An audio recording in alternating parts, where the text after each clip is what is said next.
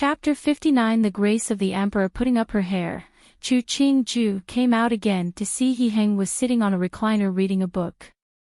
She unhesitatingly sat down next to him. Wang Yi, an assassination attempt is a serious matter. Shouldn't we tell Mu Fei and let her know you are not seriously wounded to stop her from worrying? He Heng nodded. You are the most considerate. Finishing, he called for Qian Chang Xian and gave out his waist plate for him to enter the palace to see Jing Guifei. He was to clearly tell the process, and the important point was that his wound wasn't serious. Qian Chang Xian hurriedly left the manor. Even though it was late now, even if the palace was already locked, he had to think of a way to pass the message into the palace. The guards at the city gate recognized Qian Chang Xian as Duan Wang's personal Taijian.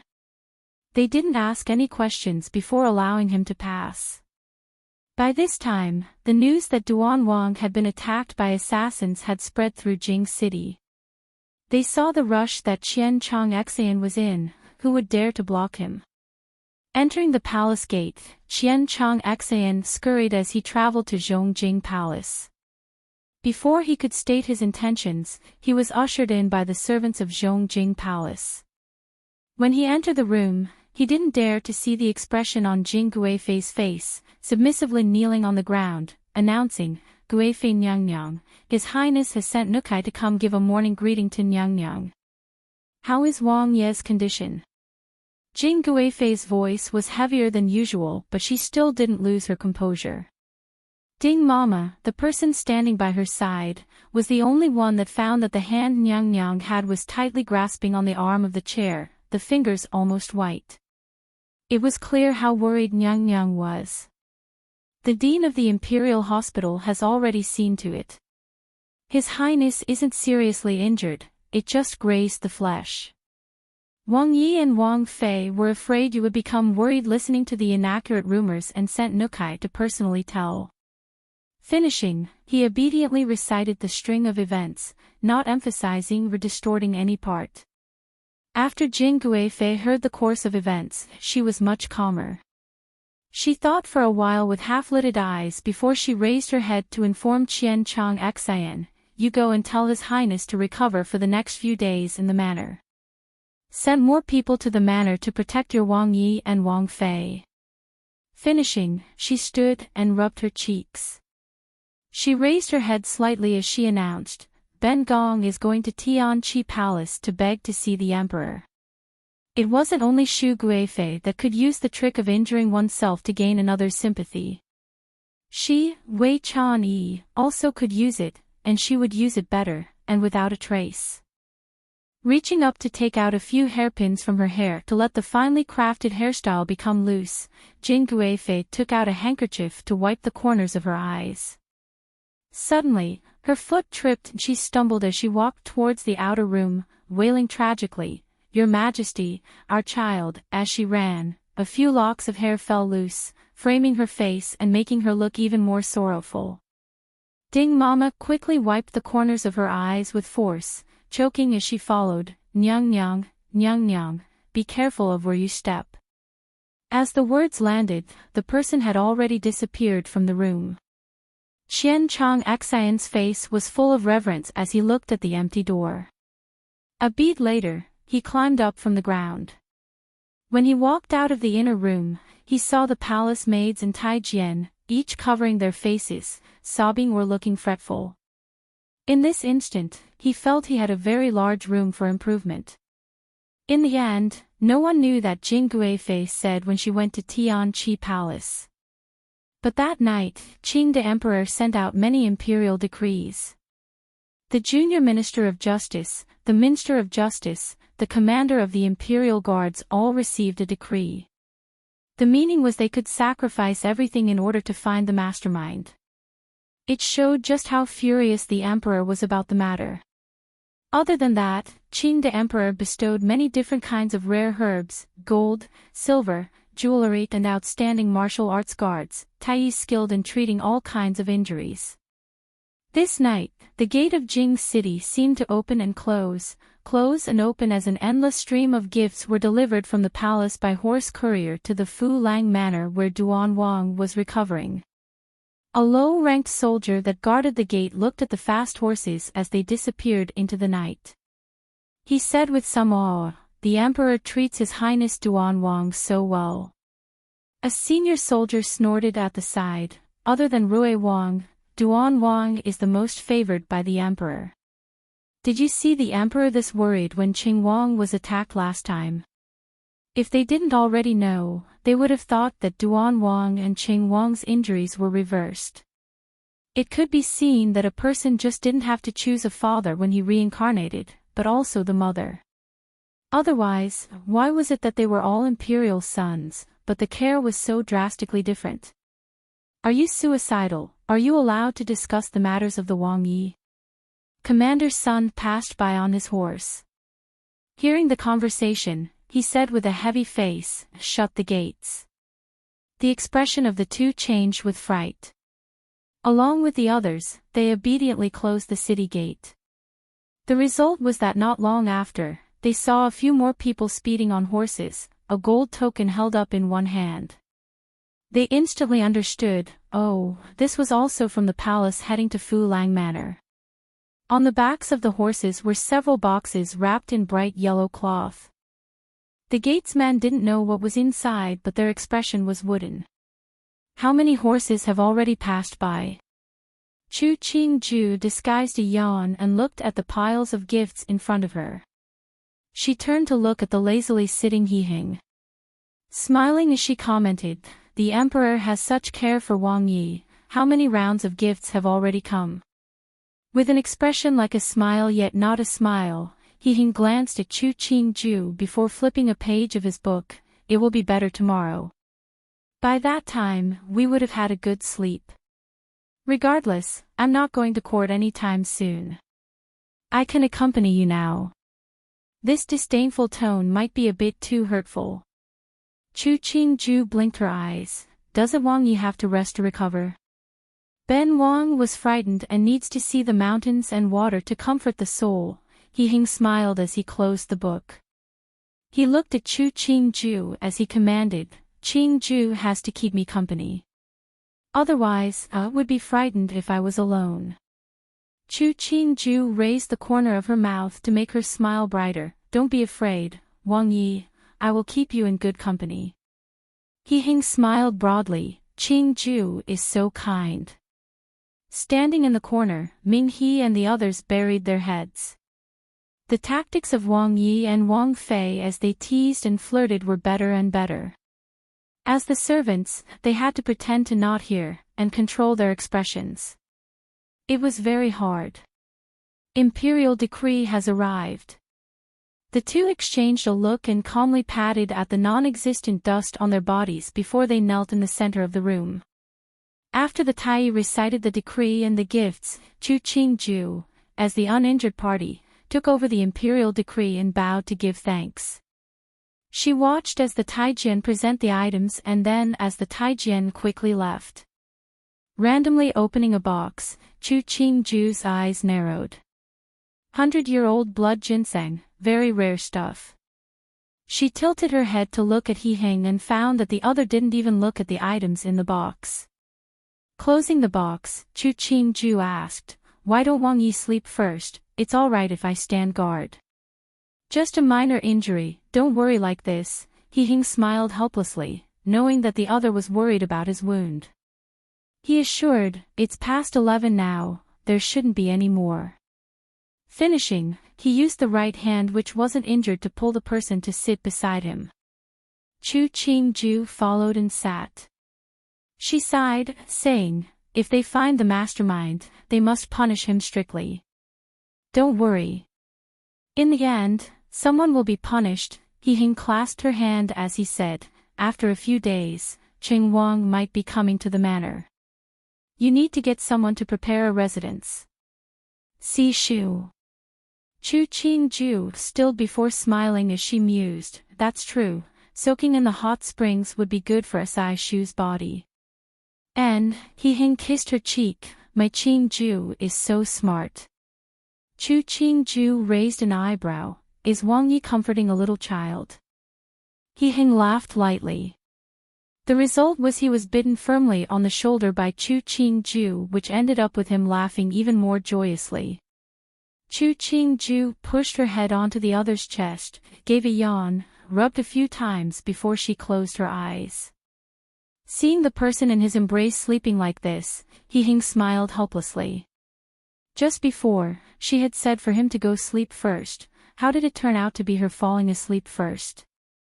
Thinking of how the person he was hugging had looked as she ran in with her flowing hair, He Heng's heart felt ticklish. Even though she had not been wearing makeup, her hair a tangle, but in his eyes, she was the most beautiful at that instant. Gently touching a finger to the slightly moist lips, He Heng's lips curled.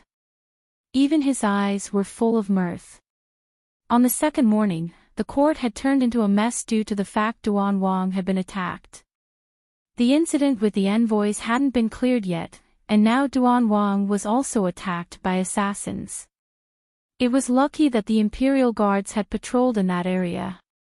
If Commander Sun hadn't went to that location, who knew how bad the situation would have been? Qing the Emperor was in a rage, ordering the Imperial Guards, Ministry of Justice and the Supreme Court to cooperate at the highest level and find the criminal. He even said at court, if they couldn't make clear of the matter of Duan Wang being attacked, then the three top officials of these three places would not stay there. The only Imperial son left at court, He Qi, thought suspiciously, did Lao Sen really do this? Commander Sun felt fortunate at this time. Thankfully he had been hearing about robbery occurring at a certain place outside the city these past days. It was why he decided to patrol there yesterday. Who knew he would coincidentally save Duan Wang? This was a boon from the gods. But who was that person that reported to him that robberies were occurring at a spot outside the city? He remembered that low-ranked soldier's appearance was very normal. He couldn't remember what he looked like. He was the commander, but there were several thousand people in the Imperial Guards. Was he to know all of them? Really unable to remember about the person, Commander Sun gave up. It was just a coincidence, the heavens helping him. Otherwise, if Duan Wang had died due to an assassination when he was the commander of the Imperial Guards, he might not have been able to keep the hat on top of his head, but his head would have dropped along with the hat. In Ching Wang Fu, He Ming finished listening to the servant report on the matter of Ji being attacked by assassins. He thought for a beat before ordering, prepare the gifts for Duan Wang. Ben Wang might be going to Fulan Manor in a few days to accompany Ji in his recovery. As expected, in the afternoon, the Fu Lang Manor sent someone to Ching Wang Fu. They said that Fu Lang Manor was beautiful and clean and the Tai there were skilled at treating injuries. They hoped that His Highness Ching Wang would stay for a few days at Fu Lang Manor to soak in the hot springs and let this Tai look at his wounds again. Chapter 60 Ergo, are you showing off your love? The white jade hot spring, in Chu Qingju's eyes, was just a small swimming pool. She happily did a few strokes of butterfly, and then backstroke. She swam from one side to another before she stopped to lean forward on one side and looked at He Heng, who was sitting near the edge, drinking tea. It's such a pity that Wang Ye's wounds haven't healed yet. Otherwise, we could be soaking together. She saw the other's eyes glance in her direction. Her feet pushed off and she swam away. Seeing Chu Qingju treat the hot spring as her personal swimming pool, He Heng smiled helplessly. Even though the other's actions were a bit annoying, her posture was very beautiful. His gaze fell upon the body in the pool. She was wearing a red body-length dress embroidered with a scale pattern. It spread out in the water, making her look like a mermaid. There was a beautiful dash of red in the pool, and then she purposefully struck a seductive pose. When he saw Chu Qingju throw her head back, revealing the clean and white neck, he gulped a large mouthful of tea to cool the heat inside. It wasn't good to soak for too long in the hot springs. Chu Qingju climbed on the jade stairs beside the hot spring to leave the pool. After using a large cotton cloth to towel herself down, she took off the now transparent scale dress right in front of Hee-Hing. She tied a large loose robe around her body, walked towards Hee-Hing and bent down to pick up his teacup. She smiled as she commented, "Wang Yi, drinking too much tea can cause your wound to scar." Hee-Hing was too busy admiring the picture of the beauty in the bath, and had forgotten about his tea. He reached out with his right hand to pull the other into his embrace, the teacup falling to the floor with a tinkling sound. "Since I cannot drink tea, why don't I have a taste of a beauty instead?" Chu Qingju's finger gently swiped across the bandaged wound on Hee-Hing's left arm. She gave a smile full of regret and uncertainty, but the Taiyi said Wang Yi has to rest. The Taiyi didn't say that Qingju had to rest. Hee-Hing moved as he held the person closer. A certain part that was exceptionally alert coincidentally touched Chu Qingju's sensitive part. Why doesn't Qingju exercise some more? Chu Qingju twisted. Seeing the other inhale, she breathed softly and licked at his neck. Is Wang Yi asking Chia to help? As his right hand caressed that willowy waist, Hee-Hing's voice trembled. Is Qingju willing to help? Her arms wrapping around Hee-Hing's neck, the corner of Chu Qingju's mouth curled, looking unspeakably enticing. The tip of her tongue swiped across her lips and she asked in a light voice, "Wang Yi, why don't you take a guess?" Their gazes met. In the midst of the white steam obscuring the room, the two curled around each other, igniting the excitement and tension in the room. More than an hour later, Chu Qingju and Hee-Hing came out together. Chu Qingju only had a red jade hairpin in her simple hairstyle and wore a wide-sleeved dress as red as the sunset. When contrasted against the black cotton robe of Wang Yi, it looked extremely picturesque. Hee-Ming was escorted by the servants to his residence. He coincidentally saw Er-Ji and a red-clad woman walking together. He paused momentarily before lowering his eyes as he quickly walked in front of the two. "Good morning, Er-Ji, Er-Saw." "Good morning, Shu." Chu Qingju lowered her head slightly and took a small step back. "You finally came. Wei Xiong has been hoping for a long time that you would come." Hee-Hing released Chu Qingju's hand. He said with a smile, "Go see your residents first. If there is anything lacking, just order them." "Thanks, Er-Ji." Hee-Ming cupped his hand over his other in a fist. He, along with his entourage, followed the manor servants to his residence. His rooms were not far from Yuyun Tower. It was called Joyful Jade Pavilion. Located beside his rooms was a hot spring. This seemed to have been specially arranged for Hee-Ming. Hee-Ming looked at his surroundings. The furnishings were all very fine, even the color of the bed covering were what he usually used. Sitting down at the carved pearwood table, the Yahuan came in with tea and refreshments, presenting them to Hee-Ming. Just as he took a drink, Hee-Ming saw Ming-He coming in with a smile.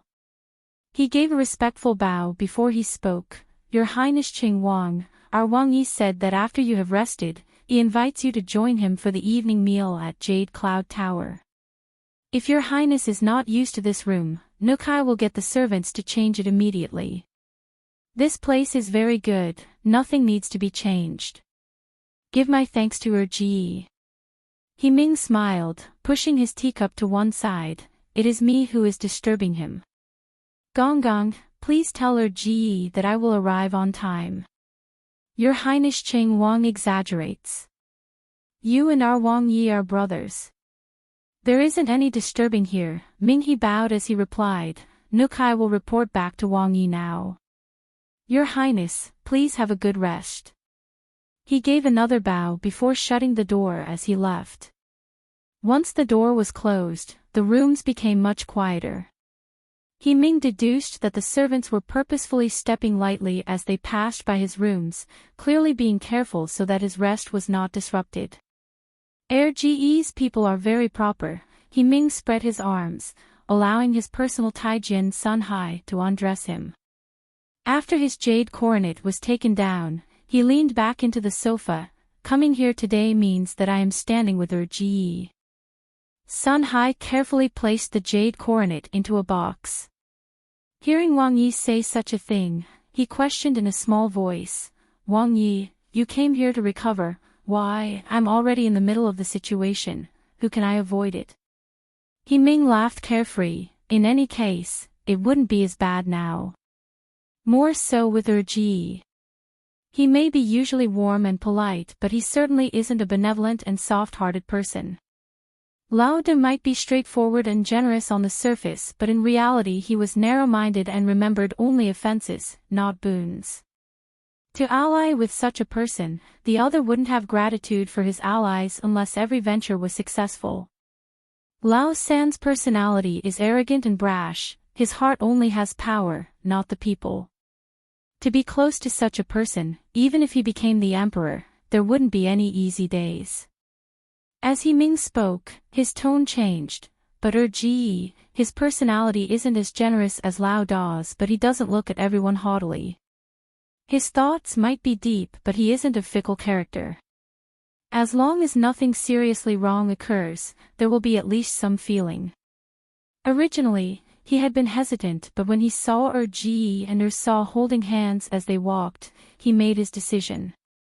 As an emperor, he naturally couldn't be compassionate and lenient, but he would not be completely emotionless. Someone like Ji was perfect. Sun Hai didn't understand why Wang Yi suddenly made such a decision, but as a personal Taijian, aside from loyalty, he also had to know when to speak. So he only needed to follow Wang Ye's orders. Go deliver the gifts Ben Wang brought to Jade Cloud Tower. Say that this is the regard Ben Wang has as a deity. He Ming stood, go, Ben Wang will rest. Yes, Sun Hai looked at the bed that had already been prepared and carefully retreated. Chu Qingju looked at the heap of gifts that Qing Wang had delivered. He had included items that were suitable for women. It looked like he had even prepared gifts for her. She turned to look at He Heng, who was toying with a jade lion biting a ball.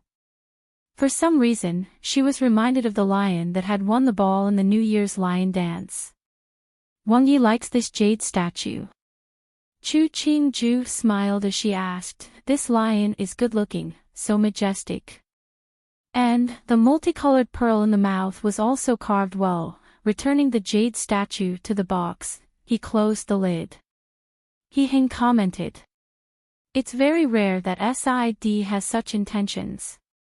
Chu Qingju smiled, nodding, Si Shu is really too polite. He can come freely, but why send over so many gifts? Her eyes swept over the jade lion box. She thought calmly, the busy little student Ming wasn't as honest as he appeared. That made more sense. How could a naive child appear in the imperial family? If there ever was a naive child, they would have already been reincarnated into another family. You like it too? He Heng nodded at how Chu Qingju kept gazing at the box. He said, since you like it, then take it. It's just a small ornament. It would be its greatest fortune to make a beauty happy. I'm a woman, what do I want with these lions and tigers? Chu Qingju snorted, in the future, why don't Wang Yi find me some jade lotuses or hibiscuses? I find them more beautiful. She looked disdainfully at the box, it's only you rough men that like fierce beasts that chew raw meat. He Heng fell into speechlessness. It clearly represented grandeur and bravery, such a fierce and majestic lion. Why was it then, that in the words of his Wang Fei, it simply became a beast that only knew to eat raw meat? He immediately changed his point of view. It was just a beast, where was there any other meaning? Even if it did have one, right now, it was just a jade lion. That night, He Heng put on a banquet to receive He Ming. Chu Qingju didn't attend. Even though the separation of the sexes in Dalong dynasty was similar to that of the North and South Song dynasties of the previous life, she was perceptive enough to not meddle in this matter. Chu Qingju's appetite wasn't affected at all as she ate the food that was made for her alone. She was even able to drink an extra half bowl of pearl pheasant soup. Wang Fei, Wang Yi said he might drink some wine with His Highness Qing Wang and that Wang Fei can retire early if tired. Ming He had entered the bottom level of the tower and saw Wang Fei was washing her hands since she had finished eating. He added, Wang Yi also said that he wants to climb the Baiyun mountain with you tomorrow.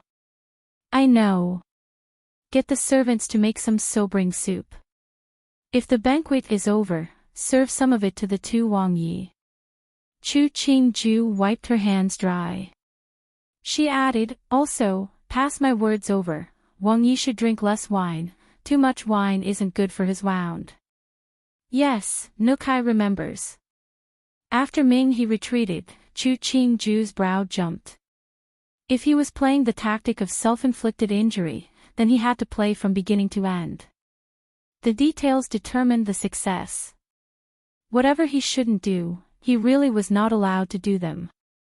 After hearing Ming He's message, He Hing smiled helplessly. Turning to He Ming, he said, look, this is the bothersome part of having a Wang Fei. She reminds you at every turn. He Ming saw that even though her Ge was complaining, the smile on his face was growing brighter. He replied, Ge, don't get angry. Based on Didi's humble opinion, this is Saw acting concerned for you. No one else would dare to restrict your pleasures like this. It can be seen that Saw has your body in mind.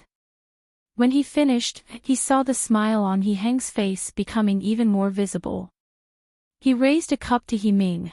It looks like Sid will love his wife in the future. That's a good thing. He Ming followed and raising his cup then drained his cup in one swallow. He Ming said to Ming He, return to tell Wang Fei and say that I know and rest early. Yes, Ming He once again left to ferry messages between Wang Yi and Wang Fei. He Ming seemed to feel that her Ge was showing off. But given his understanding of her Ge's character, he very quickly rejected the thought and admonished himself for even thinking of it. Sometimes, the truth just accidentally brushed past others. Chapter 61 Bamboo Stick. The assassination attempt against He Hing had caused both the court and the Hogong to descend into chaos, yet He Hing himself was at peace. He didn't have to wake up early to attend court nor did he have to fence with those two bothersome brothers. He saw He Ming, clad in a brown robe, approaching him and a smile appeared on his face. Today's weather is pretty good. It's perfect for going outside. He Ming nodded in agreement. The day after a Ge was attacked, there had been a rainstorm. Today's sun was exceptionally bright. Thinking back to last night, after he had finished eating, Ge had invited him for a walk to Baiyun Mountain. He didn't hesitate in accepting his invitation. But right now, he noticed that Ge was standing in the courtyard as if he was waiting for someone. Ud heard that there is a 5 estates monastery on top of Baiyun Mountain. Many people have visited the area. He Ming smiled, it's just that I've never been there. Us brothers are too busy with court matters. It's rare that we have free time like now. Let's go for a nice walk and take a good look around. He Heng's tone was relaxed, as though he had never been attacked at all. Whilst the brothers were talking, an unfamiliar Taijian scurried over to bow in front of them. Wang Yi, Wang Fei said that it's possible to set off in less than 10 minutes. He Heng nodded, order the servants to prepare the items needed for the outing. We will leave in 15 minutes.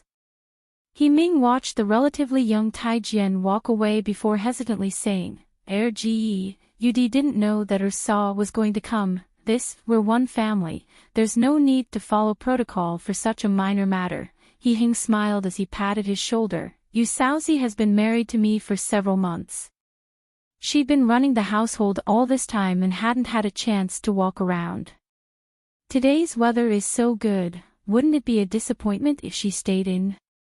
Seeing that Ge really was treating him as one of his own people, He Ming's heart warmed. He raised his hands together in a fist as he said, Ge is right, it was Didi who is too much of a zealot. Inside Jade Cloud Tower, Chu Qingju stepped into her embroidered flat shoes. She was in a good mood as she came out the door with her Yahuan. After seeing that both he brothers were waiting for her, she paused before walking rapidly to He Hing and bowed properly to He Ming. Good morning, Si Shu. Good morning, Saw. He Ming hurriedly returned a bow. Chu Qingju retreated half a step, clearly avoiding half his bow. She turned to smile at He Hing. Has Wang Yi waited long?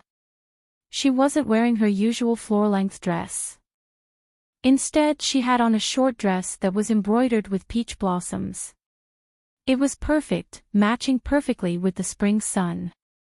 Did you leave anything behind? If not, we should leave.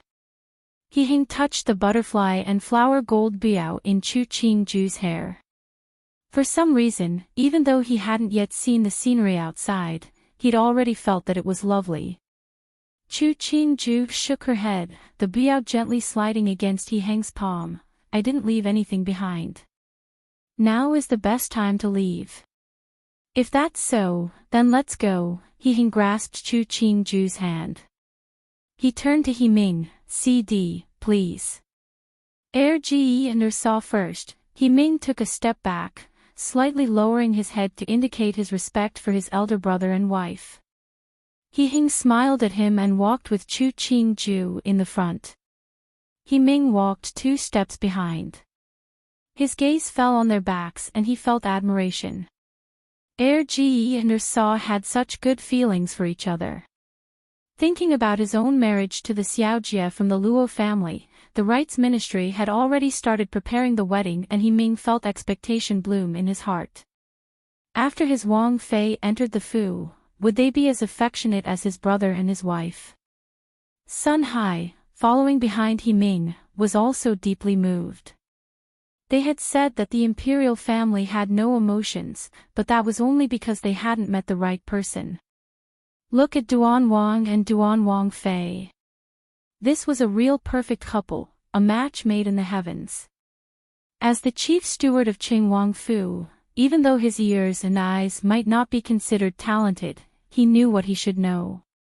He had heard that there had been a few beautiful women in Duan Wang Fu, but after Wang Fei entered the Fu, a beauty had been sent away, but Duan Wang wasn't dissatisfied with Duan Wang Fei. Even with the matter of Chang de Gong Fu, there hadn't been any whispers of dissent between the couple. Maybe it was because Duan Wang was infatuated or perhaps Duan Wang Fei had great skill. But no matter the reason, out of the 3 highness who were married, only Duan Wang was the subject of the public's admiration. As it was quite a hike to reach the top, the servants had prepared the sedans in advance. If their masters became tired, their strength would be required. After coming out of the range of Fu Lang Mountain, they hadn't walked far before she saw Baiyun Mountain. Chu Qingju looked at the sign engraved with the 3 characters of Baiyun Mountain. She raised her head to gaze at the towering green mountain which appeared especially majestic under the sun. What is it? Are your legs soft? He Hing teased as he noticed her look of awe. Smiling, he suggested, if you don't want to walk, you can have them carry you. He pointed at the line of sedans behind them. Chu Qingju slightly raised a brow and reached out to pull his sleeve. I'm not afraid of going up. I'll just pull on you. He Hing laughed lightly. He whispered into her ear, if you can't walk up, I'll carry you. Chu Qingju gave him a smile, which instantly disappeared. She looked regretfully at his left arm. What a pity that Wang Yi is wounded. He Ming felt that his name wasn't good, for sure. Otherwise, why else would his brother and Saw Zi act as though he was as clear as a crystal, not existing at all? He shifted his gaze to look at the 5 Estates monastery that was located halfway up the mountain and wondered how much longer it would take to climb. The couple continued teasing each other before regaining their usual composure and continued their climbing. Both of them knew that the 5 Estates monastery was famous and it would have many visitors. If they met some family members of officials, it would be too embarrassing. The mountain road was made up of stairs carved directly from the rocks. There was an unspeakable feeling as they stepped on these stairs. As she listened to the birdsong, Chu Qing-ju turned to look back at her progress and felt joy at her accomplishment. Breathing hard, Chu Qing-ju used a handkerchief to wipe at the fine sweat on her face. She panted, "I didn't think I've ever climbed this many steps before." She saw He Heng's face wasn't red nor was he breathing hard. She felt that it wasn't fair. Didn't they say that these imperial sons had no strength, that they only knew how to eat, drink and play? Looking at this calm and composed state of He Heng, was her knowledge faulty? Wang Ye's endurance is very good. Chu Qing-ju reached out to pull on his sleeve so she could climb another step. How many more? We started learning the 6 arts when we turned 6 years old. When I was younger, I liked riding, shooting and polo. You don't even need strength to climb such a small mountain like this. He Heng saw her state and wanted the servants to help her onto the sedan. But Chu Qing-ju refused. "I won't be defeated." Chu Qing-ju waved away the servants. She raised her head to look at the seemingly endless stairs. "Continue." He Heng smiled helplessly. He looked at her for a beat and extended his palm to her. Chu Qing-ju slightly lowered her face. She looked at the clean palm in front of her, pausing momentarily before putting her left hand onto his wide palm. Even the most difficult road would end. Chu Qing-ju finally stepped on the last rock stair. She looked at the black stone path that led to the monastery, breathing heavily. She wiped the sweat off her slightly rosy face and revealed a smile. "Finally here." He Heng looked at her, smiled and nodded. "Many wives of the officials and powerful men come to this place from Jing City. Wang Fei may be the only woman who has actually walked up the mountain. Today, when you go inside to request a stick, it will be the best one." Chu Qing-ju couldn't believe that He Heng would say such a thing. She stilled before replying. Wang Yi walked up as well. "So both of us will get a good stick." He Heng reached out to touch her forehead. He found that she hadn't oversweated. Relieved, he said, "Husband and wife is one being. When you request a stick, it will represent the both of us." Chu Qing-ju thought to herself, "Who doesn't know that you feel that it is improper for males to do such things?" The smile on her face became even luminous. "Great. With our combined luck, it would be an extremely good stick." The three walked to the main gate of the 5 Estates Monastery and found that the monastery wasn't very large in size. It looked very ancient and dignified. A black-bearded master sat near the door, the Buddhist robes on his body slight worn and clean. He didn't seem to react to their appearance. The monastery worshipped the Jade Pure One, the Grand Pure One and the Supreme One. Chu Qing-ju, the atheist, started to revere deities after her time travel. After she had entered the Hall of the Gods through the side door, she knelt down on the praying mat. She bowed, then took the jar of sticks and closed her eyes as she shook. A short while later, a stick dropped out. She scanned it.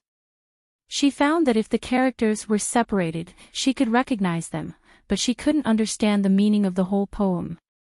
She returned the jar to its original spot, picked up the stick and left through the same door to see the master. "Please, master, explain this stick to this one." Chu Qing-ju politely presented the stick with both hands. The black-bearded master looked at her hands before raising his head to gaze at her face. He stood to take the stick with both hands, a harmonious smile on his face as he requested, "This honored female, please sit. Wait for this poor Taoist to take a look." He Heng saw Chu Qing-ju sit down in front of the black-bearded Taoist and stood to walk up behind Chu Qing-ju, waiting to hear the Taoist's explanation. Who knew that the Taoist would take just one look at the stick before placing it to the side? He ran his fingers through his black beard. "The Endless One, recently Jing has encountered great change. Not many have come to the monastery to request sticks. The fact that the 2 honored ones have walked up at this time, it might be fate. This Taoist sees that both have brows that are full and light auras. Even if a stick hadn't been requested, you already have great karma. This Taoist has profound wisdom to know that we had walked from just a glance. Chu Qingju smiled, neglecting to mention their supposed great karma. This Taoist Xianling has stayed at this monastery for more than half a year. In all of this honored one's life, only you two cannot be explained by this Taoist. The bearded Taoist stood up to bow to them and placed the stick in Yiheng's hand. This Taoist has failed the two honored one's hopes. I'm ashamed. Yiheng took the stick and smiled warmly as he reassured, Spirit Master Xianling is too serious. The mandate of heaven is all around the world. We shouldn't make things difficult for Spirit Master. He lowered his head to look at the stick. Written on top was, 9 mountains quiet green tears flower red, 3 gung fire 5 gung chicken. Fong, 3, flies elegantly, the 4 seas bag huang. A strange stick. The first part was not related to the second. The words did not match, not to mention the lack of any coupling. It was a mess. Yiheng handed the stick over to Chu Qingju. He didn't know why women liked believing in this kind of stuff. Chapter 62 Reality. The Spirit Master didn't notice Yiheng passing the stick over to Chu Qingju. He gave them another Taoist bow. 2 honored ones, no other guests are coming here today. This Taoist bids you farewell. He left the place, stroking his beard. Before Chu Qingju could react, Spirit Master Xianling had already walked into the forest. She could only see the back of his figure as he quickly disappeared from her sight. He really did look like a powerful master, leaving so gracefully and only showing the back of his figure. Chu Qingju lowered her head to look at the stick in her hand. She might not understand the meaning of what was written, but she could still detect what was wrong with the stick. Most sticks were part of a set amount, the writing of a particular style. The one she received had the wrong type of coupling, the topics were unrelated and the tone was wrong. Even the poem was constructed randomly with no rhyme or reason. Perhaps this stick had been a practice stick of one of the junior Taoists of the monastery. No wonder the Taoist looked profound but couldn't explain the stick. Did he also think the stick wasn't right? 9 mountains quiet and green tears flower red, 3 gung fire 5 gung chicken. Chu Qingju toyed with the stick as she recited the 2 unrelated lines. She raised her brow and stood up. Wang Yi, I don't think there is anything more to see here. Why don't we leave? Yiheng saw that she didn't seem to care about the stick since she'd handed it over to Mu Jin behind her. He smiled and agreed, let's leave then. The Taoist said that they were some honored persons and that the number of Jing guests had lessened after that incident in Jing City.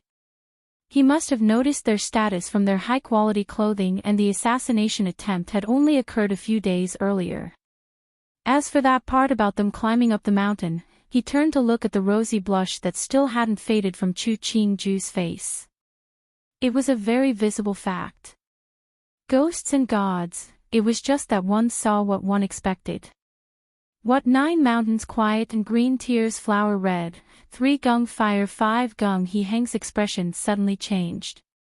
He stopped dead in his tracks and turned to look at Mu Jin, who was supporting Chu Qingju. Let Ben Wang see the stick again. After seeing no objections coming from Wang Fei, Mu Jin carefully gave him the stick. She noticed that Wang Ye's expression was slightly strange. This stick has nonsense written on it. Don't waste any effort in keeping it. Yiheng threw the stick to Qian Chang Xian beside him, before turning to speak to Chu Qingju. The road down is more difficult, we'll use the sedans this time. Chu Qingju didn't look at his actions and only smiled and nodded in response. The couple walked ahead of Yiming, who was perplexed by his brother's actions. Yiheng said, a stick that has no rhyme or reason, it seems that your Ursaw's hand isn't very lucky. Chu Qingju smiled as she replied, I asked you to come along this time. You didn't join me because you said that I was requesting for the both of us. Now you disdain my hand for being unlucky. That's not fair. Fine, fine, good men don't fight with women. He smiled as he waved his hand. We should still descend. There's a small stream at the foot of Baiyun Mountain. We can have a picnic beside it. That's good. Ming acted as though he didn't see the flirtations between the two, a sincere smile on his face. Yud had always wanted to have a meal in the midst of nature. As the three talked, they walked along the black stone path. Somehow, the topic switched to the matter of Ming being attacked when he went to Jiangnan. The royal court might be fighting heavily, but this matter will eventually reach a conclusion. He understood his predicament, patting his shoulder as he comforted sympathetically. There is always difficult matters in the world. You just have to endure them. Ge is right. Even if Fu Huang is honored of the 9-5, he cannot do as he pleases. Ming smiled. Don't worry, Ge, Yud understands. Nodded. He looked at the 3-step carriages in front, saying, CD first. You first. Ming slightly bent his body, expressing the respect that he had as a deity for his elder brother in every way. After the three got on, Chu Qingju looked at the scenery through the sheer cloth. She felt the carriage start to sway as it moved. Ming was right. Even the emperor, as the honored of the 9-5, could not do as he pleased, let alone everyone else. Suddenly, she straightened, honored of the 9-5 patting her face. Chu Qingju once again relaxed lazily onto the soft cushion. It didn't matter if she thought too much. All she did today was get a trash stick, nothing else happened. Every step taken going down the mountain had to be firm. The servants carrying them carefully and steadily stepped on each stone stair. When they had finally reached flat ground, they all simultaneously let out a breath. Flat road was much easier to travel on than going downhill, and much safer too. Just then, they saw several carriages heading towards them from the opposite direction. The carriages looked alike and had 2 armored guards standing by each carriage. Qian Chang Xian's eyes narrowed and he instantly understood. This was most likely the female candidates who were being sent to Jing City from the other parts of the country. His expression didn't change and continued to proceed forward, not letting the servants give way. The driver in the front didn't know who it was, but after seeing the many guards following behind the 3 sedans, he knew it was most likely a family of an official or nobility who'd came out to see the wilderness. He drove the wagon to one side and waited for them to pass by before moving on. The candidates in the wagons looked at the sedans traveling past them and started to talk amongst themselves. I wonder who is sitting in the sedans. Look how big the procession was. A candidate who looked 15 stated, it looks so magnificent. With this many guards and servants, it can't be a normal person. A slightly fatter candidate glanced at her. Maybe it's a Wang Yi or Jun Wang. Dream on. Is it that easy to meet a Wang Yi or someone similar? Another candidate joined in. Maybe it's a Wang Fei or a Xiao Jie. Instantly, the candidates in the carriage laughed. The guard driving the wagon heard the noise inside and his face became colder. Looking at the way they boasted, they didn't have the fate to become an honored person. He recalled the news he'd heard recently.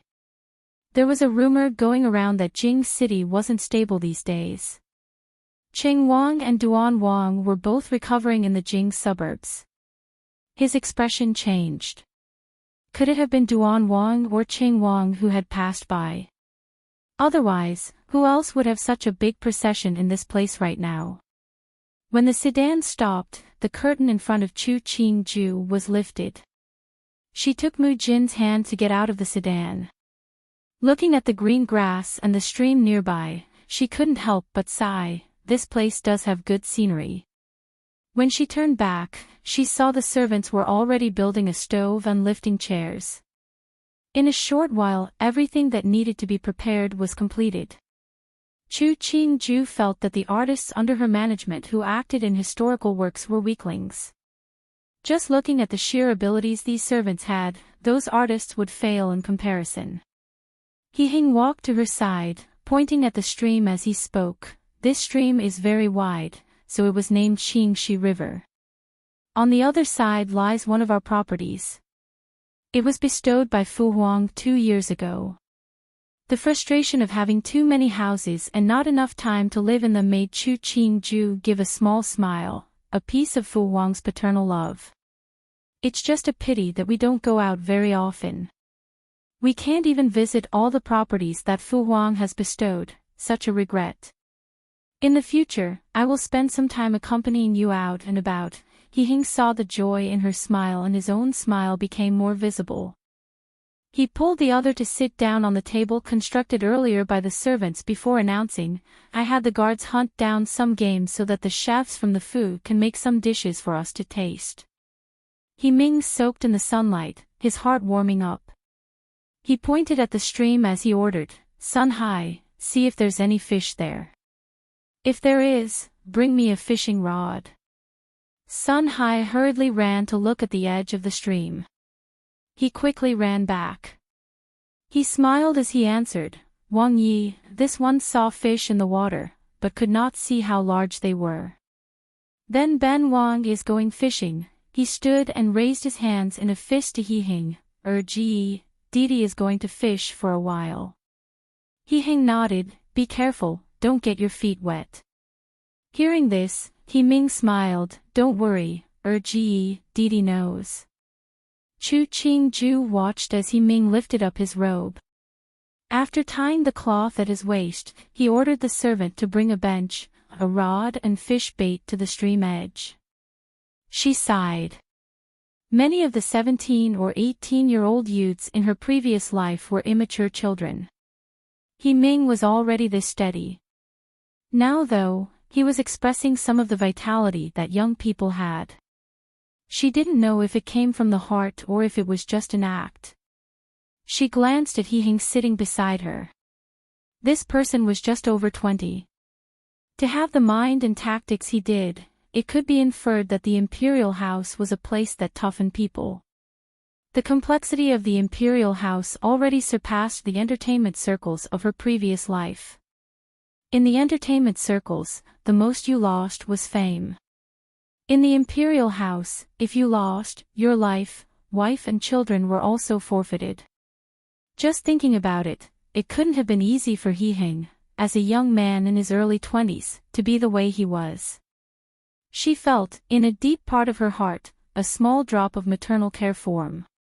But after she thought of the person's cunning, that tiny bit of maternal care instantly disappeared. She casually used a silver pick to spear a piece of pear and put it into her mouth. Tender, juicy, the taste was also good. She speared another piece to hold up in front of He, indicating for him to have a taste. Tasting it straight from Chu Qingju's hand, He nodded. He smiled, not bad. Qian Chong Axian glanced at the pear that had been placed very close to Wang Fei. Didn't Wang Yi dislike pears? At Jean and Princess Royal's Fu, Gui Nian flipped through the invitations in her hand. She said with a calm expression, just say that Ben Gong is exhausted these days, and won't be receiving any guests. These people only wanted to get exclusive news about Duan Wang and Qing Wang. Didn't they know that as a woman, how would she even know such things? But even if she did know, she wouldn't tell them anything. Thinking about the palace news, she hesitated and summoned one of her most intimate servants, Du Mama. Last time at the admiring picture banquet, Ben Gong heard her Daimai likes fruit. Ben Gong has lots of new fruit here. Get someone to send some over to her Daimai. Also, the medicine that Ben Gong had prepared for Erdi and Sid, send that over as well. Du Mama listened before asking, Princess, since the court is in a mess because of the assassination attacks, why don't you wait a few days before sending the items over? Gui Nian's face was solemn as she explained, the Imperial Guards had found out that while the handicraft of the arrow used to attack Duan Wang was normal, the wood used for the arrow shaft is one that could only be found in the mountain of one of Rui Wang's properties. This matter has already been transferred to the Supreme Court and the Ministry of Justice. Sooner or later, they will be reporting to Fu Wang. Du Mama's expression changed slightly. A long pause later, she finally hypothesized, Emperor has always been partial to Rui Wang, then this, the world is watching. He Gui Nian gripped a card, Fu Wang might favor Rui Wang but he cannot stop the mouths of the world. No matter what the result is, Rui Wang unless Ben Gong's 3 brothers are all gone, he will have no fate with the throne. Nubi will go immediately, Du Mama understood and hurriedly left. Flipping the card in her hand, she saw what was written on top, Chang de Gong Fu Wei Shi. She gave a cold smile. Did that person think she would be honored by her presence because she was the Lao Tai Tai of Chang de Gong Fu? She thought too highly of herself. There were many people in Jing City who were older than her, but she didn't pay them any honors. Not to mention that this old lady was part of a Gong Fu that was definitely going to fall. I made a terrible translation here because the author grabbed bits and pieces and shoved it together in 9 Mountains Quiet and Green Tears Flower Red is from a poem by Li he called Xiang Fei.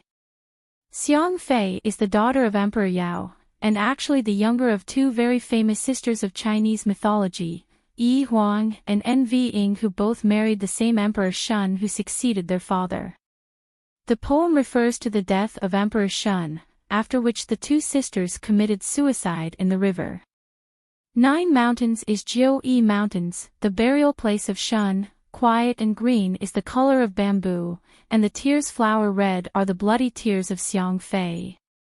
3 Gung Fire 5 Gung Chicken is a Tang Dynasty poem called Encouraging Learning. It is about a scholar working hard into the night with the lantern fire and then sleeping until when the chicken/rooster cries to wake up and start studying again. Fong flies elegantly, the 4 C's Beg Huang is from the poem Fong Seeks Huang. It's a love poem about a man who saw a woman and is expressing his longing and love for her.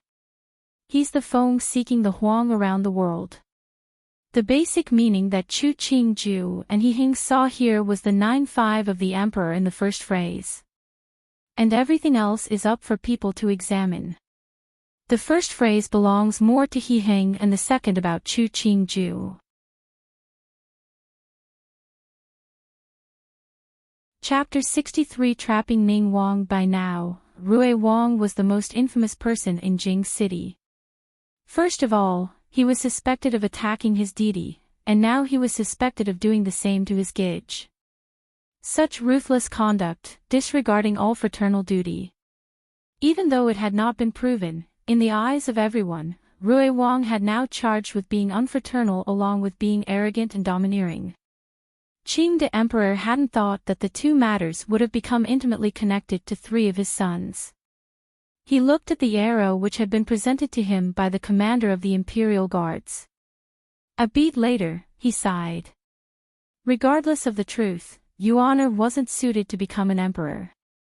Your Majesty, Shu Guifei Nyang requests a meeting. The chief Taijian entered the room and knelt in front of him.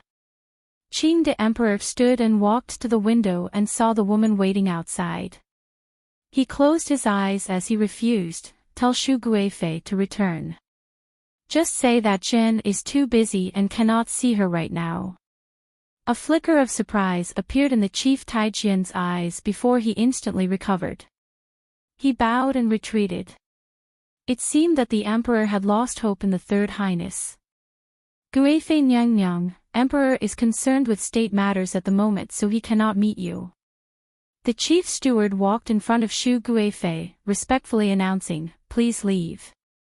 Emperor doesn't want to see Ben Gong. Shu Guifei looked at the wide-open door, anger rising up within her. She turned and left, clearly furious at the conduct of the emperor. Respectfully sending Shu Guifei Nyang, the chief Taijian serenely bent at the waist. He looked on as Shu Guifei hurriedly left his view before slowly straightening. A smile, just like any other smile he had given before, appeared on his face. Shu Guifei's personality hadn't changed after all these years. But what was she doing by having a tantrum at this time? Shu Guifei came out of the main gate of Tianqi Palace. Her face had darkened considerably as she entered the step carriage. Not even the bright sunlight could lighten up her mood. When Jing Guifei met Shu Guifei in the Imperial Gardens, she was holding 2 roses in full bloom. Seeing the ugly expression on the other's face, she smiled as she asked, "Mimi, what has made you so angry?" "Jiejie seems to be in a good mood," Su Guifei snorted. "I see that His Highness Duan Wang's injuries weren't that serious."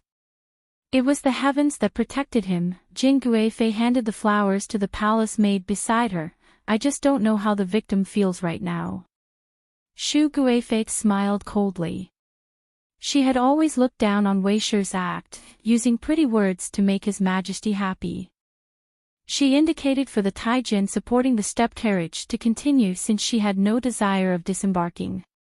Jing Guifei narrowed her eyes as she saw the procession of Shu Guifei leave in a huff. She smiled lazily. Ben Gong loves her temper. Otherwise, how else could she have climbed to such a high position? Just as everyone assumed that the matter was definitely related to Rui Wang, the Associate Justice Tian de Ren gave a report at court which surprised everyone with its contents.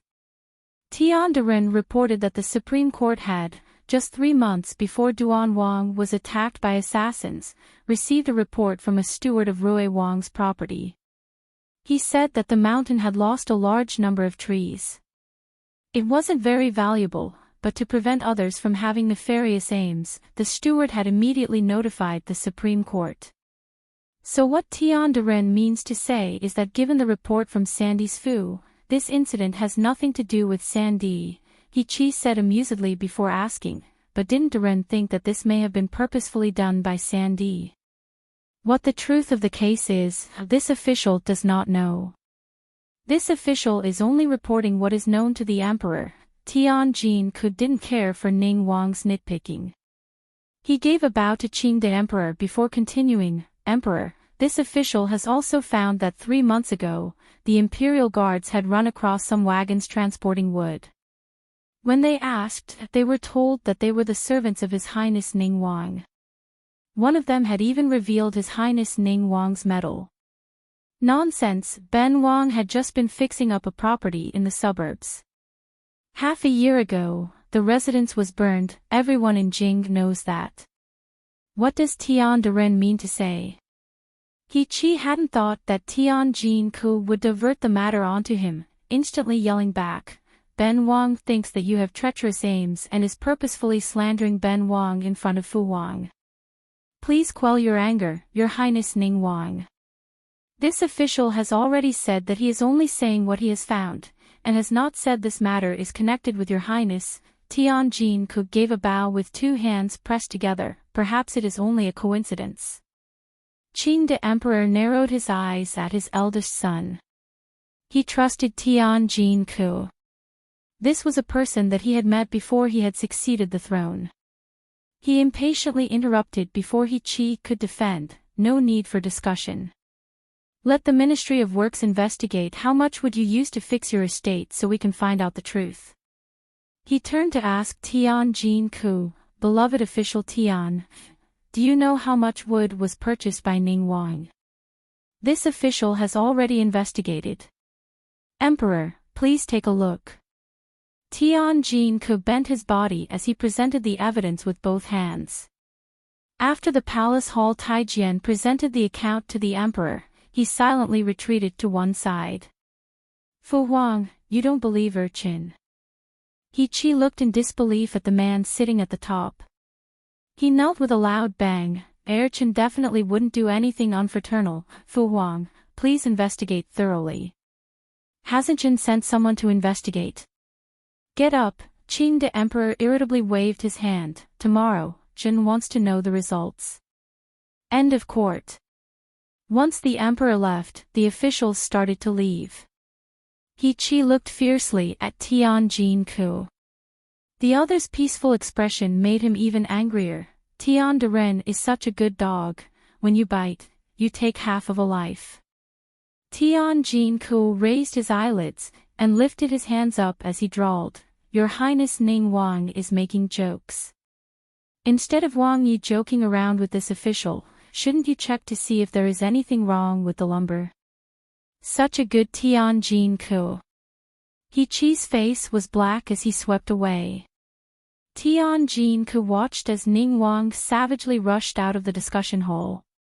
He calmly adjusted his own clothing and continued to walk at a sedate pace towards the entrance. In Fu Lang Manor, Chu Qingju sat in the bathtub. She looked at the man bathing beside her, one of his arms raised high.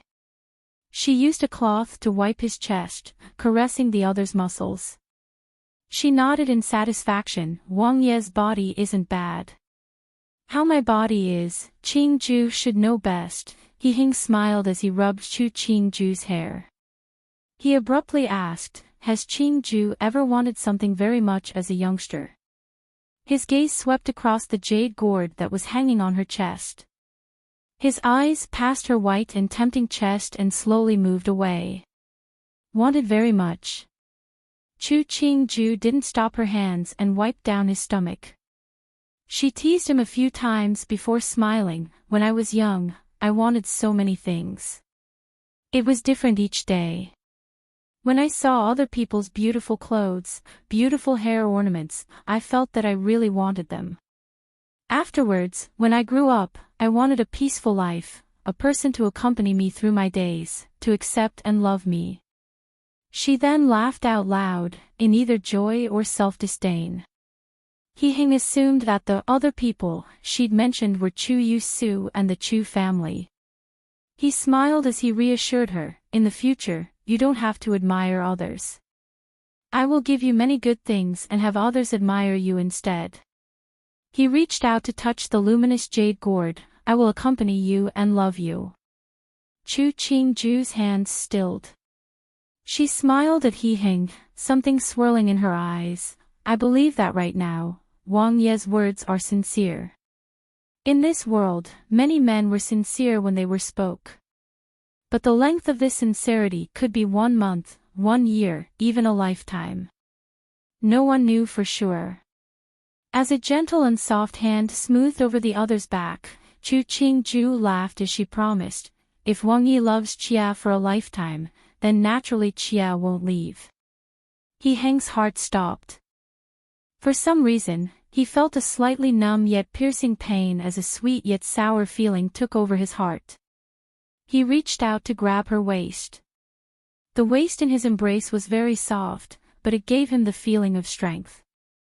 In this instant, he suddenly understood that even if a more remarkable woman appeared in front of his eyes in the future, there wouldn't be anyone who could make him feel the way he did right now. The steam from the bathtub blurred the figures of the two, spreading out so that their eyes became hazy like the steam. It was beautiful and somewhat unreal, but it made one feel that it should be like this. At court on the second day, all the officials stood in fear as they listened to the people of the Ministry of Works reporting the strings of numbers. They focused their absolute attention to the result announced at the very end. This official and subordinates, after investigating all night, have found that the amount of lumber His Highness Ning Wang had brought and the amount he had actually used did not match up. The Minister of Works trembled as he finished reciting the numbers in his hands and submissively shrunk his head as he stood to one side. He Chi hadn't expected that he would be implicated to this extent. He moved forward a step to plead, Fu Huang, Chen has nothing to do with this matter. Lumber would have been wasted when they were reconstructing the residence. These numbers might not all be correct. Fu Huang, please reinvestigate. If it has nothing to do with you, why did the fingernails of the assassins' corpses have pollen from the balsam and rose flowers in your estate? Qing the Emperor threw a secret report in front of his eldest son. He watched as the other knelt down with a face full of disbelief. He continued, voice full of hurt, and the shoes they were wearing and their clothing, they were the handiwork of the embroidery women on your estate. Did you assume that others couldn't find out because they were just minor details? If you didn't want others to know, you shouldn't have done it in the first place. These assassins, they wore the same clothes as the ones who tried to assassinate Qing Wang. Even the blades and arrows were from the same craftsman. How do you explain all of this? Qing the emperor ranted furiously before coughing harshly. As the eldest son, you tried to frame and kill your brothers. Do you still have Zhen, or your brothers in your heart? Fu Huang, Chen is innocent. He Qi didn't understand how his assassins were now mixed up with the unknown assassins who attacked He Hing. He kowtowed furiously. Fu Huang, Chen didn't know anything about this matter. Fu Huang, please investigate. Zhen had asked you to investigate the case of the attacked envoys. The truth seemed to have been uncovered, but who knew that the true mastermind was you, an unfilial son? Qing the emperor pointed at He Qi, not wanting to hear his explanation. Zhen will pretend to not have an animal like you as a child. Come, imprison him in the Bright Moon Tower within the Jing suburbs. He will not be released in this lifetime.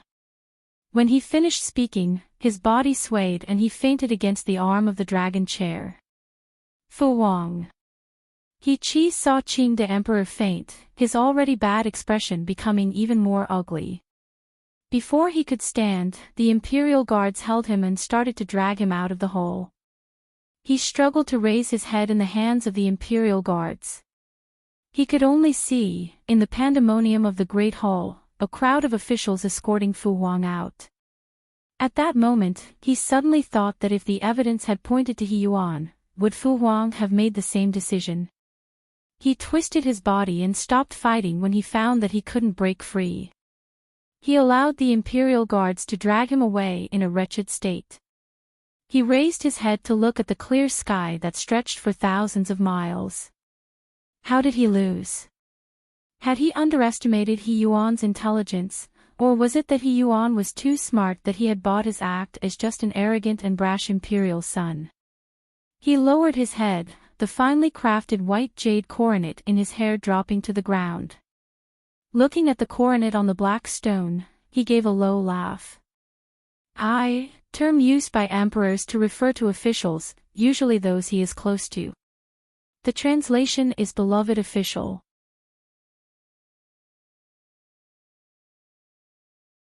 Chapter 64 Disparity. Before placing a stone, one has to look at the front, back, left and right. You have to break the other person's path and also leave a retreat path for yourself. The worst tactic is to damage the enemy 1000 but lose 800 yourself. He Hing played with the stones in his hand.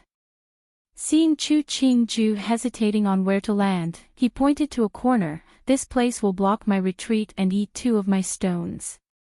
If I play and block your retreat, you could play here and don't have to worry. Chu Qingju looked at the black and white stones. She couldn't see any back paths or forward paths, so she messily put down a stone where He Hing indicated earlier. She smiled and commented, "Today's weather is so good. It's such a pleasure to soak in the sun whilst playing Weiqi." And the person sitting in front of her seemed to be in a good mood. "I think you are just lazy." He Hing wanted to go easy on her, so he didn't bother blocking those visible holes. Before he continued speaking, he noticed Ming He guiding a black-robed Wang Chongming over to his table in a rush. Apparently, some major event had occurred. Chu Qingju also saw He Heng's subordinate's arrival and prepared to stand and leave. Who knew He Heng would put down another stone on the board? That implied he wished for her to stay and continue playing. Greetings to Wang Yi, Wang Fei. Wang Chongming bowed to the two and said with a lowered head, "Wang Yi, His Highness Ning Wang is currently being imprisoned in Bright Moon Tower and the Emperor has fallen sick in anger." Ning Wang had overplayed his hand. Chu Qingju's hand that held her stone stilled, her face showing surprise. Why is to be imprisoned? What crime did he commit? From the investigation conducted by the Supreme Court, the Ministry of Justice and the Imperial Guards, His Highness Ning Wang was implicated with the case of attempted assassination of the Imperial Envoy as well as the case of attempted assassination on Wang Yi. Wang Chongming didn't expect Wang Fei to speak, but seeing that Wang Yi didn't seem to mind, he answered her truthfully. The palace has already sent down the decree freeing His Highness Rui Wang from his house arrest. This one heard that Rui Wang has already entered the palace to give his thanks. De Ge was just locked up and the sick Lao San released. This old emperor was in too much of a rush. Wasn't the head of the Supreme Court her Jojo? Did this matter have something to do with him? She turned her head to give He Hing a look of, how is this possible, I don't believe it, followed by a doubtful expression, Debbie wouldn't do such a thing. Maybe there is a misunderstanding. The Associate Justice Tian de Ren has already thoroughly investigated the matter. The proof is indisputable. Wang Changming hadn't lifted his head the entire time. This one's status is low and unclear about many matters. However, this one heard that this matter has already been settled and has no suspicious aspects. The three de Ren who were responsible for this case have all confirmed that they have no doubts. Did no one ever suspect that this was He Lao Er's tactic of injuring himself to gain confidence? Chu Qingju peeked at He Hing before randomly putting down a stone and exclaiming, we're all the same family. Why should it come to this? He Hing pushed the stones in front of him, looking agitated. How could it be like this? De Ge is honest and straightforward. Why did he try to harm Sid and I? Chu Qingju looked at the servants hovering nearby and worriedly grasped his hand. Wang Yi, your wounds hasn't healed. Don't get angry. Fu Wang is ill, and he would be waiting for you to visit him. He Hing turned to stare raptly at Chu Qingju. He then stood and announced, Wang Fei is right, you and I will return to the city and enter the palace right now. He turned to Ming He, invite Qing Wang to enter the palace with me. Yes, Ming He quickly left. Wang Changming saw this scene and stated, Wang Yi, please take care of your body. This one bids farewell. He bent as he left. He hadn't even given a single glance at Chu Qingju. Chu Qingju watched this Wang Changming leave. This person had excellent self-control and took great care in his speech and mannerisms. When he was answering her questions, he always maintained the respect for He Hing. Even then, this person didn't put her on a lesser position. She turned her head to look at He Hing. It looked like the subordinates he supported were just like him. On the surface, none of them had flaws.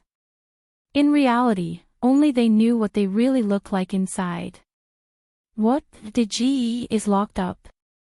He Ming asked in surprise. After hearing the words of Ji Stygian, Fu Wang fainted from anger. What is going on? His face was suspicious, but he walked outside with the servant, expressing how much he completely trusted He Hing. Ming He slightly bent his body as he narrated the series of events in a small voice behind him. When the procession arrived at the main gate, they saw that the carriages had already been prepared. He Hing and Chu Qingju were waiting for them beside the carriages. It's Didi's fault for making Ji and Saw wait. He Ming lengthened his stride, and raised his hands in a fist to the couple. Please, we just came out as well. He Hing's expression was grave. You should know the cause now. We're going into the palace to see Fu Huang right now.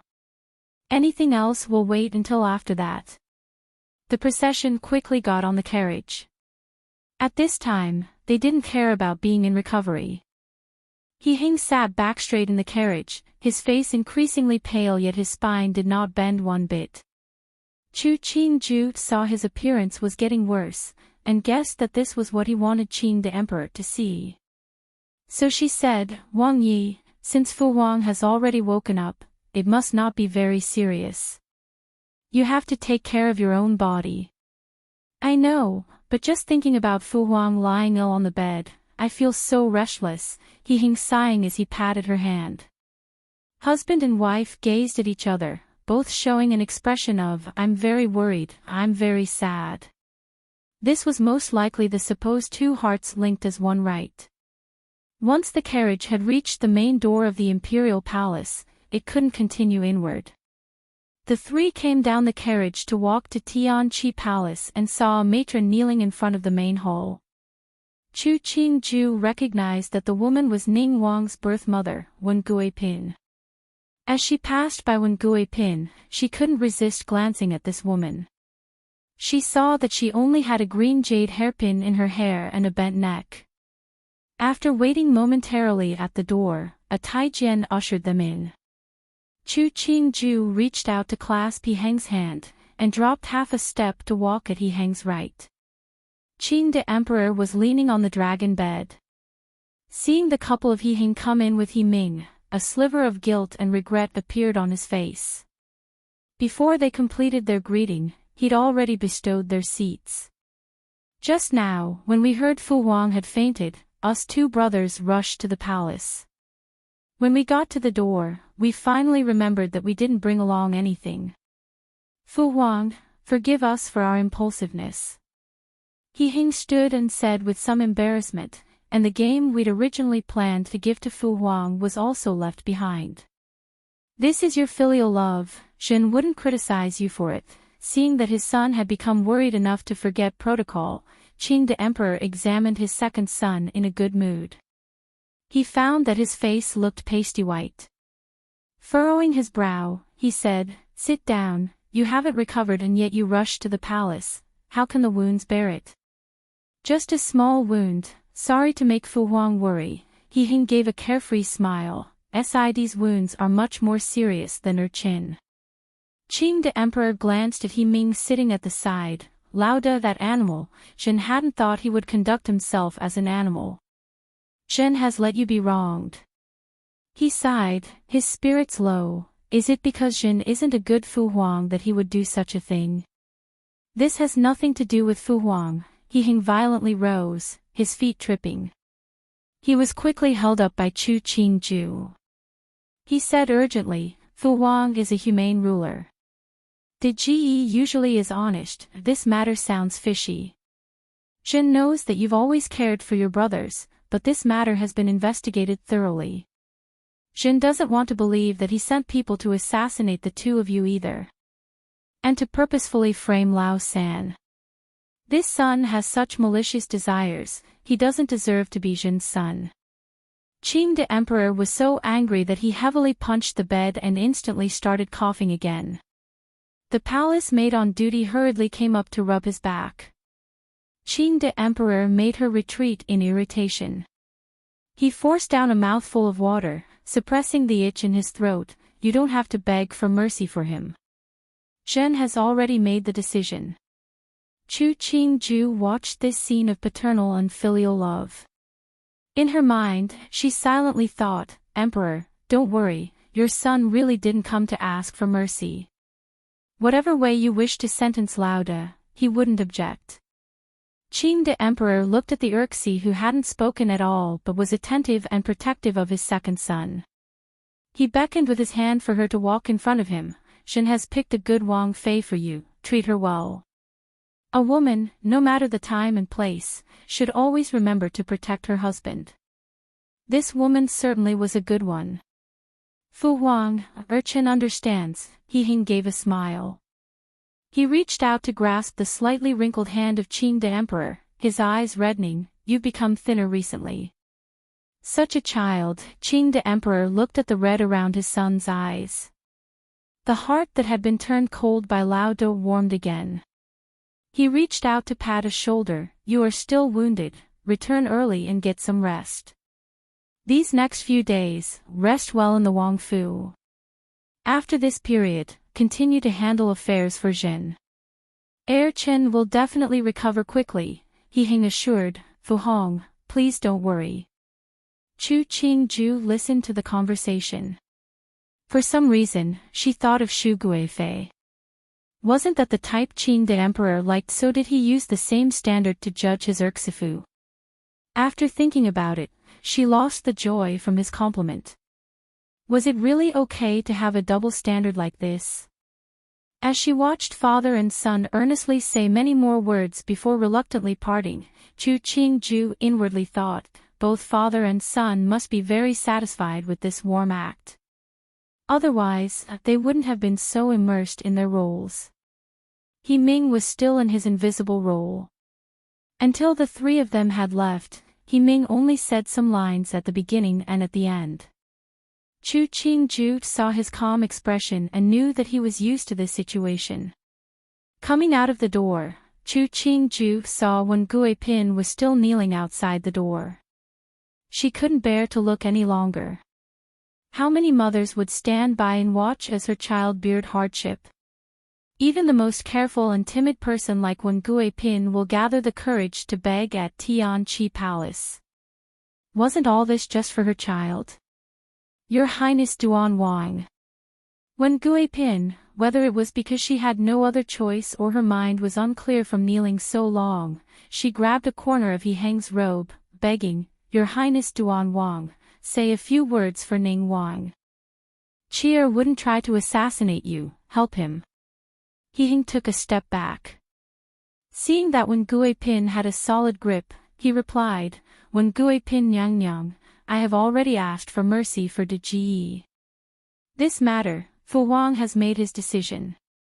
Try again, just ask again for Ning Wang. Wen Guipin wept, I'm begging you, say a few more good words for Ning Wang. She saw He Heng didn't make a noise in response and turned to beg Chu Qingju, please, I'm begging you. Chu Qingmu moved away her eyes, not wanting to look into Wen Guipin's teary eyes. She wasn't a soft-hearted person, but she couldn't look at such a scene. What is this? Who dares to make such a ruckus in front of Fu Wang's front door? Chu Qingju furrowed her brows. He Yuan wanted to invite death just after being freed.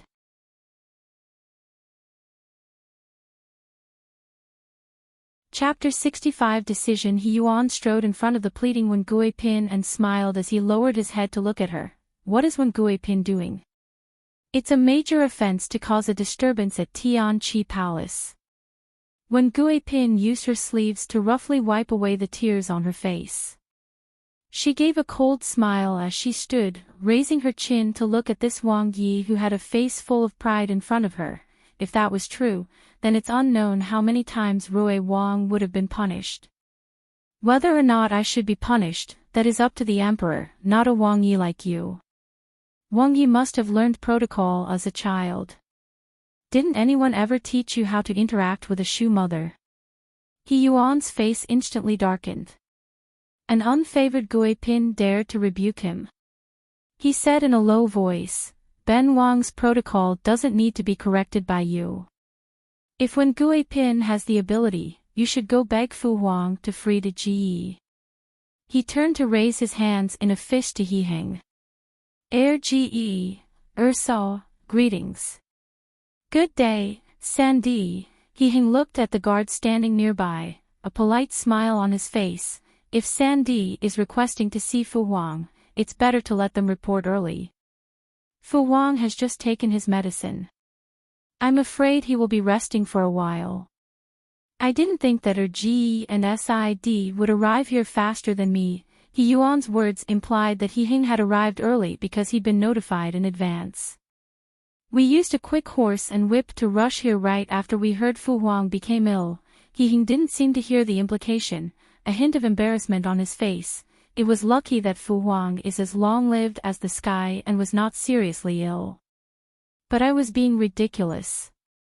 He Ming, who was standing near the couple, bowed to He Yuan without speaking and retreated to the far side of the room. He Yuan glanced at him, calmly commenting, it seems Sid's body is much better. Thanks for Sanji's concern. UD has no major problems. He Ming switched topics as he continued, it was a pity that I couldn't help Fu Wang with this matter. I feel guilty. He Yuan narrowed his eyes at this nondescript deity. A while later, he gave an icy smile and didn't reply. Chu Qingju silently watched this great play of the imperial house. The hatred Wen Guipin had towards He Yuan, the scorn He Yuan visibly held towards He Ming and the barely discernible dissatisfaction He Heng held towards He Yuan. Everything was displayed before Chu Qingju's eyes. She felt that, in this world, the most complicated relationships to ever occur between husband and wife, father and son, brother and brother, were all formed in the imperial house. Ever since Lao De framed him, he'd been restricted to his Fu and even Fu Wang seemed disappointed in him. Therefore, after being freed from house arrest, He Yuan would always think of those stifling days whenever he saw someone connected to He Qi. His personality had always been loud, and he was never willing to discomfort himself. He'd always said whatever he thought and did whatever he wanted. He gazed icily at Wen Guipin. Seeing her eyes were full of hatred, he sneered, Wen Guipin shouldn't use such eyes to look at Ben Wang. If it wasn't for De Ji framing me, I wouldn't have been imprisoned in the Wang Fu. If you want to hate someone, hate De Ji for having such malicious thoughts. Don't hate an innocent person like me. Your Highness Rui Wang is innocent? The gentleness and sincerity that usually appeared on Wen Guipin was now completely absent. She pointed at He Yuan and, with a piercing voice, accused him, You dare to say that you didn't control the salt governance, didn't put out high-interest loans, didn't buy and sell official posts. He Yuan looked disdainfully at her. A long beat later, he said, If there is no evidence, then it's slander. I don't know why, as an imperial consort, Wen Guipin is so concerned with the matters of the royal court. What is the meaning here? Wen Guipin stared hatefully at him, but couldn't say a word. Her shoulders shaking slightly, she slowly lowered her head. Half a beat later, she didn't look at anyone else as she held a palace maid's hand to stagger away. Chu Qingju saw He Yuan's attitude and remembered the case of Jiangnan. Was that case going to be set aside? Did the old emperor's brain have a problem? Such a major matter of the people, how could it be treated like a joke? As the emperor, because he was partial to one son, he would not care for the death of his citizens. High-interest loans, the salt governance, buying and selling official appointments, which one of those wasn't a major matter? If he didn't know, at most it would be an oversight, but knowing and not stopping it, wasn't that telling the people that the emperor didn't care about this matter, that the criminals could do whatever they wanted? Thinking about it more, she felt disgust forming inside. This kind of person had become the emperor. It was a calamity for the people of the world. If the previous emperor had even one more son, then it was most likely that the seat wouldn't have fallen to this kind of person. Just then, a Taijian hurriedly walked over and said that the emperor was summoning Rui Wang for an audience. Chu Qingju watched the young Taijian bowing and scraping as he ushered He Yuan inside. She moved her gaze as she descended the white jade stairs with He Heng. When their carriage had traveled a certain distance towards the Fu, she looked over at He Heng and stated, Wang Yi, it isn't easy being one of the common people. She reached up to pull the curtain aside, and looked at the common people in sackcloth moving aside for their carriage, their wooden faces filled with awe and caution. She wasn't a true lady of a noble family. She might like beautiful clothes, delicious food, but she wouldn't feel that it was her right to oppress others, and sacrifice the majority to satisfy her own desires. He Heng couldn't believe Chu Qingju would say such words to him. He silently looked at this woman.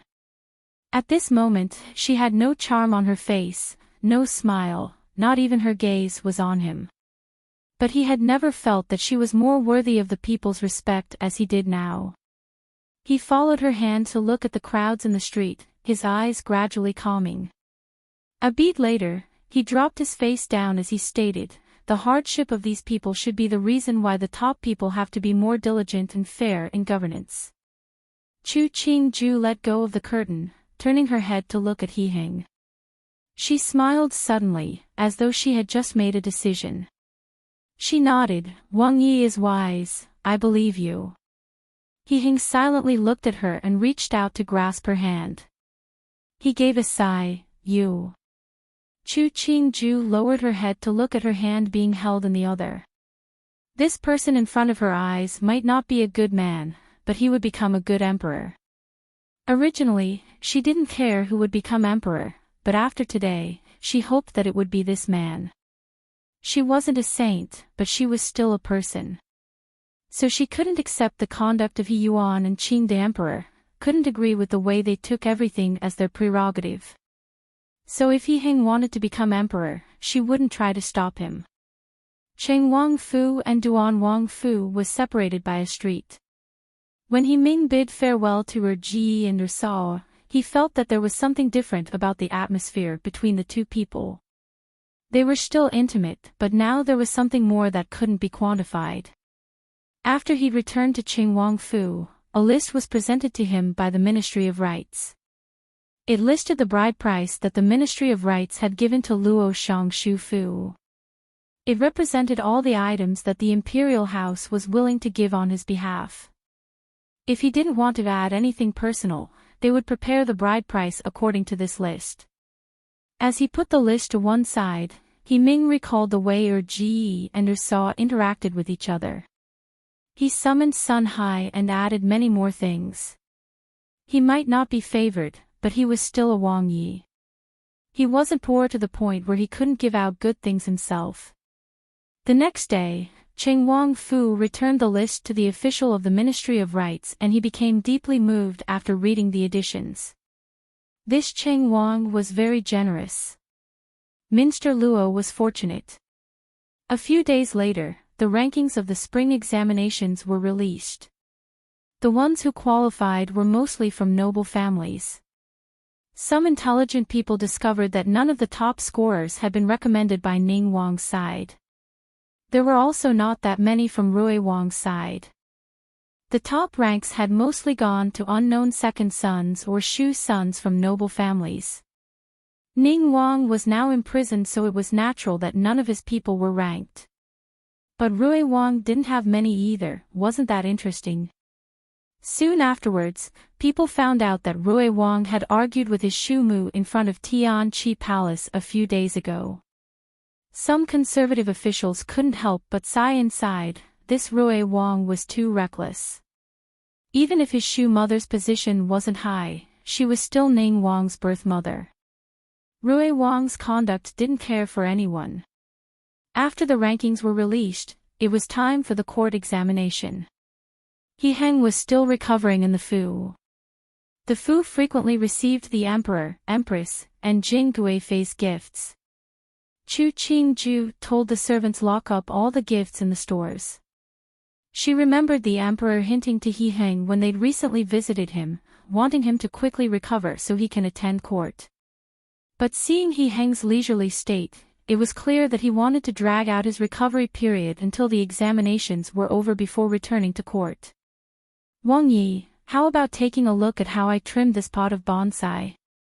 Chu Qingju put down the scissors in her hand.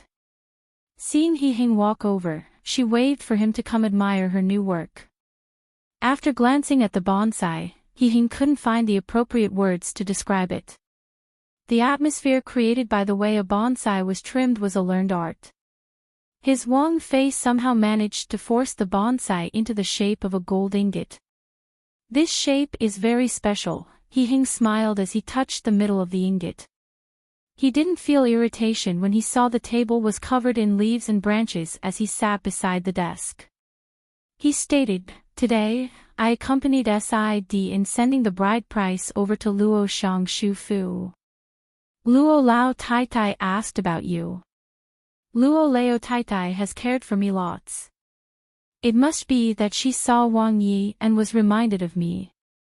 Chu Qingju smiled and twisted her body to finish washing her hands in the basin Jin Zhan had brought. As she wiped her hands, she remarked, "I have even prepared the additions to Luo Gunyang's dowry."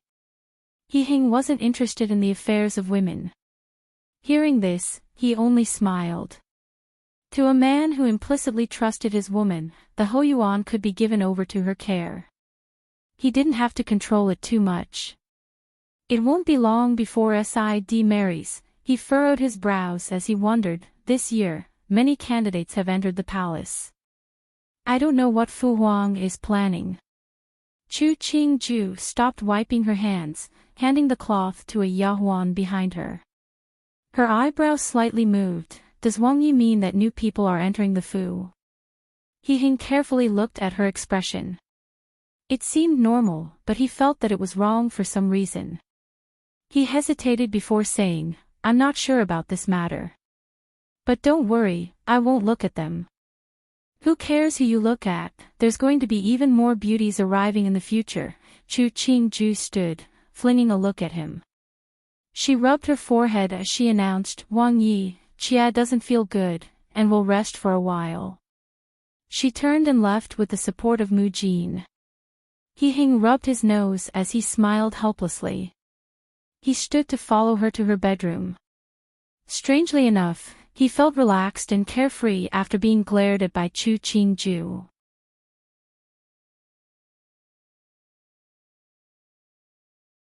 Chapter 66 Intentions. Chu Qingju didn't go to sleep when she entered the inner room. Instead, she just picked up a book to read as she sat next to the window. When He Hing came in, she didn't pay any attention to him, flipping the pages of the book in her hand. Step by step, He Hing slowly made his way behind her. Looking at her book, he spoke, "This Qian San Wanderings isn't as novel as Yi Nuo, I, biography. You could change your reading choice." What he knew, he knew. The saying is the many graces of beautiful woman, Wang Yi. What does this phrase mean? Chu Qingju glanced at him, placing the book to one side. I suppose Wang Yi prefers works like Thousand Red Biography and Harmonious Spring Hole. Those two books were about men who had managed to receive the affections of several beautiful women. That's totally untrue. With a beautiful wife, I don't need those. He Hing smiled as he semi-crouched in front of her. His slightly slanted eyes seemed especially focused. Doesn't Qingju already know what I think? Chu Qingju looked at this man crouched in front of her, her expression gradually calming. She moved her gaze slightly. Doesn't Wang Yi know how hard it is to guess the hearts of others? In this world, there is no one who can completely know the heart of another person. He Hing smiled and moved to grab a round stool to sit on. He wrapped Chu Qingju's hand with his palm. I don't need a person to completely understand me, but I know you understand my intentions, understand what I want, and understand what kind of person I am. That's enough. Chu Qingju felt, for the very first time, that this man in front of her was a teensy tiny bit pleasing to look at. She stared into his eyes for a beat before saying, Wang Yi, I am just a normal person. It's not important what others say, what is important is what they do. I understand. He Hing stood, kissing the corner of her eye. Those of the imperial house think more than others from birth, but other than that, they aren't that different from normal people. Chu Qingju looked deeply at him and smiled suddenly. She didn't say whether she believed him or not. Instead, she stood up to walk to the bed and took out a pouch to give to He Hing. She pointed at his waist. The one I sewed before is old now. Change it for this one. He Hing smiled as he took the pouch. Carefully switching the pouches, he grasped the old pouch in his hand. He stood and said, Later, I have to go to Escapades Fu. I'll try to come back early tonight. Chu Qingju nodded. Gazing as he hurriedly walked out of the inner room, the expression on her face slowly disappeared. She stood and walked to the window. She saw that as He Hing walked into the yard, he put the old pouch into his chest pocket. She furrowed her brow, her eyes murky. Wang Fei, Wang Yi treats you so well. When he left just now, he specifically ordered Nubi to serve you well. Yin Lu walked in from the outer room. She saw Chu Qingju standing in front of the window and asked, The kitchen steward has just delivered the list, do you want to order? Chu Qingju turned to look at her. As she walked towards the bed, she took the menu from Yin Lu's hand and randomly picked a few dishes based on the pleasing nature of their names. Just these, let them pick the other fruits and refreshments. Yes, Yin Lu put the list away. Seeing Wang Fei's expression was a bit strange, she asked, Wang Fei, what is it? Chu Qingju waved her hand. Nothing, just a surprising little discovery. Yin Lu didn't understand but couldn't ask further, submissively retreating. Chu Qingju sighed. The truth of the matter was that He Heng's acting was already the epitome of perfection. In Cheng Wang Fu, He Heng and He Ming faced each other. He Ming raised a wine cup. Ge, Didi toasts you. He Heng raised the cup, tilting his head back to drink to the bottom. After putting down the wine cup, he asked, I heard you sent away the 2 Tong Fong on the Fu. Hearing this, He Ming smiled, even Ge knows. 2 days ago, he had sent away the Tong Fong in the Fu.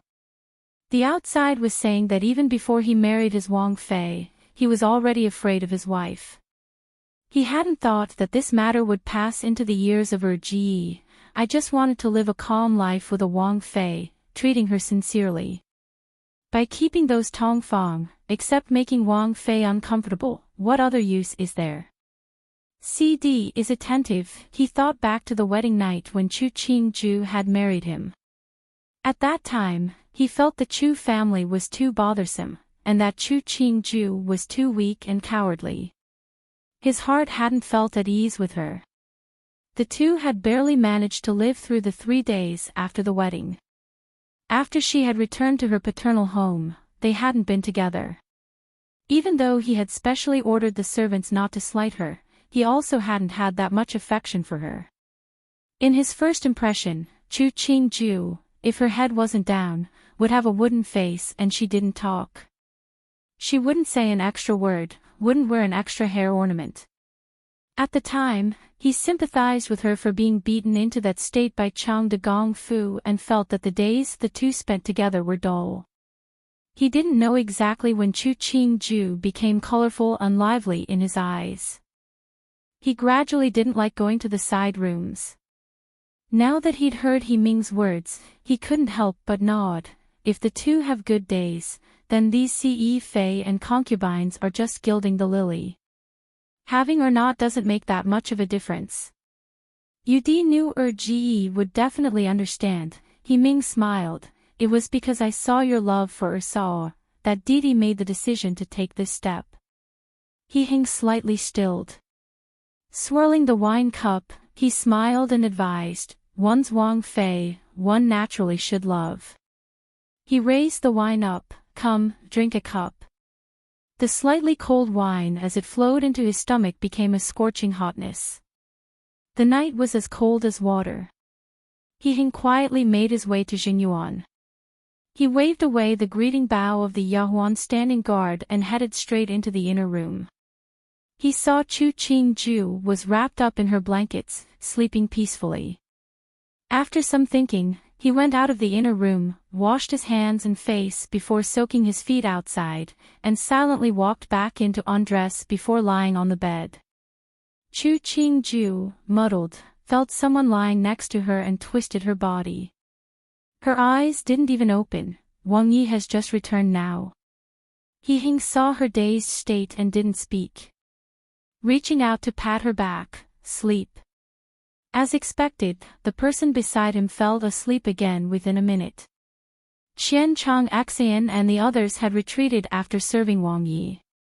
He walked with Ming He as they left Jingyuan before commenting in a small voice, it's so late yet Wang Yi is still thinking of Wang Fei. It can be seen just how much importance he places on Wang Fei. Ming He knew the hidden meaning in his words. He quietly replied, in the Fu now, the other Ce sure basically can't even enter Wang Ye's eyes. Us brothers only have to serve Wang Yi and Wang Fei well. Who knows what the future is like, walk a step and look a step. Regardless, we serve Wang Yi. Qian Chang Xian put his hands behind his back, we will respect whoever Wang Yi wants us to respect. We aren't in control of anything else. Ming He smiled, Gage is right. What special occasion is it today, that it's so lively? Chu Qingju found that the streets were very busy, many people standing in the tea and restaurant towers. She was on her way home after visiting Jean and Princess. Who knew that she would encounter such a situation, so she indicated for the sedan carriers to stop moving. Wang Fei, today is the day for the top-ranked advanced scholars to ride and parade on the street, Wang Yang answered from outside the sedan. Right now, they are walking towards here so it's busier. Chu Qingju instantly understood. The top thesis author, the eyes positioned beside, and the flower snatcher, 3, were parading on the street. The culture of the Long dynasty was relatively liberal, so there were many young women throwing handkerchiefs, pouches and flowers among other things towards the 3 males. Chu Qingju couldn't see the people, but could see the objects flying in the air. This road headed straight towards the imperial palace. After these 3 finished parading on the streets, they would have to participate in the Qianglin banquet in the palace. He Heng would be appearing at the Jasper Forest banquet, 4, as well. After 15 minutes, the crowds gradually thinned and Chu Qingju's sedan continued forward. Sitting in the sedan, she heard a passerby remarking about how the flower snatcher was so handsome and how scholarly the top thesis holder was. She couldn't help but smile. It was lucky this era wasn't ridiculous to the point where women couldn't leave the house. Otherwise, it would have been terrible. The culture of the Long dynasty was similar to the Tang and Song dynasties of history. There were even some similarities in cultural habits.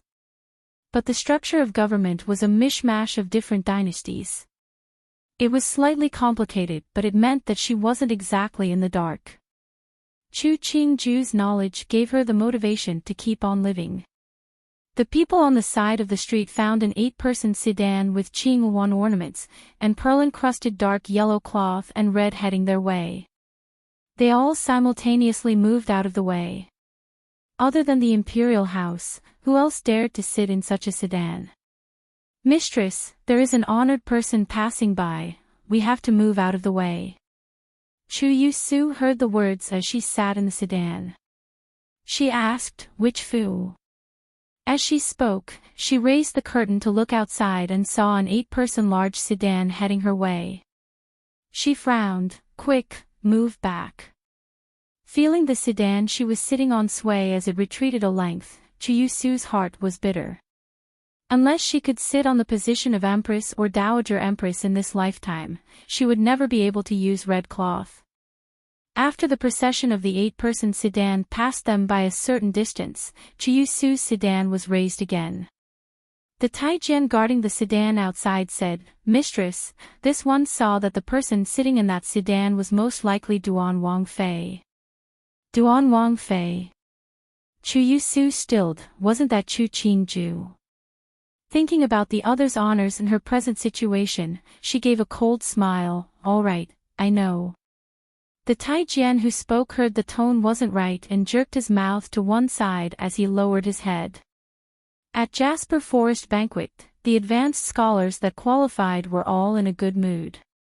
All those years of hard studying, wasn't it just for this day? Qing the Emperor only sat a while before leaving. The rest were being handled by the Ministry of Rites. Some advanced scholars were composing poems or getting to know each other, making the Jasper Forest banquet very busy. But there were many who were steady, who didn't not casually speak nor show off. They didn't excessively drink wine to prevent loss of composure after getting drunk. He Hing sat on the first spot at the left side. Looking at the variety of people under him, there were so many students, but the ones who would be used would only be a select few. That was the cruelty of politics.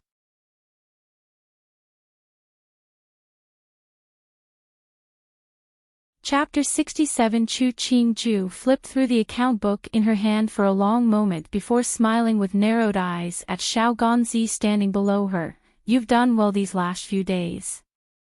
She motioned for Mu Jin to give a pouch to Xiao Ganzi.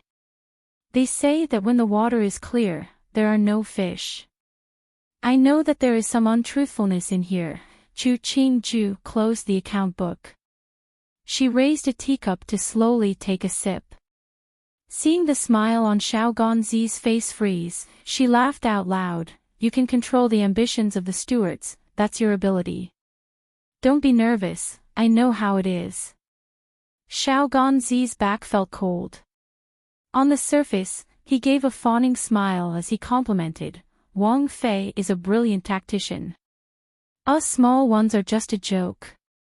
It's just that the Wang Fu is complicated, and at times, it's really, he didn't know how to say it. He had received benefits in private. Looking at Wang Fei's mien, she probably knew all about it. Chu Qingju nodded. You've done very well, I'm not concerned. His heart instantly dropped back into its place.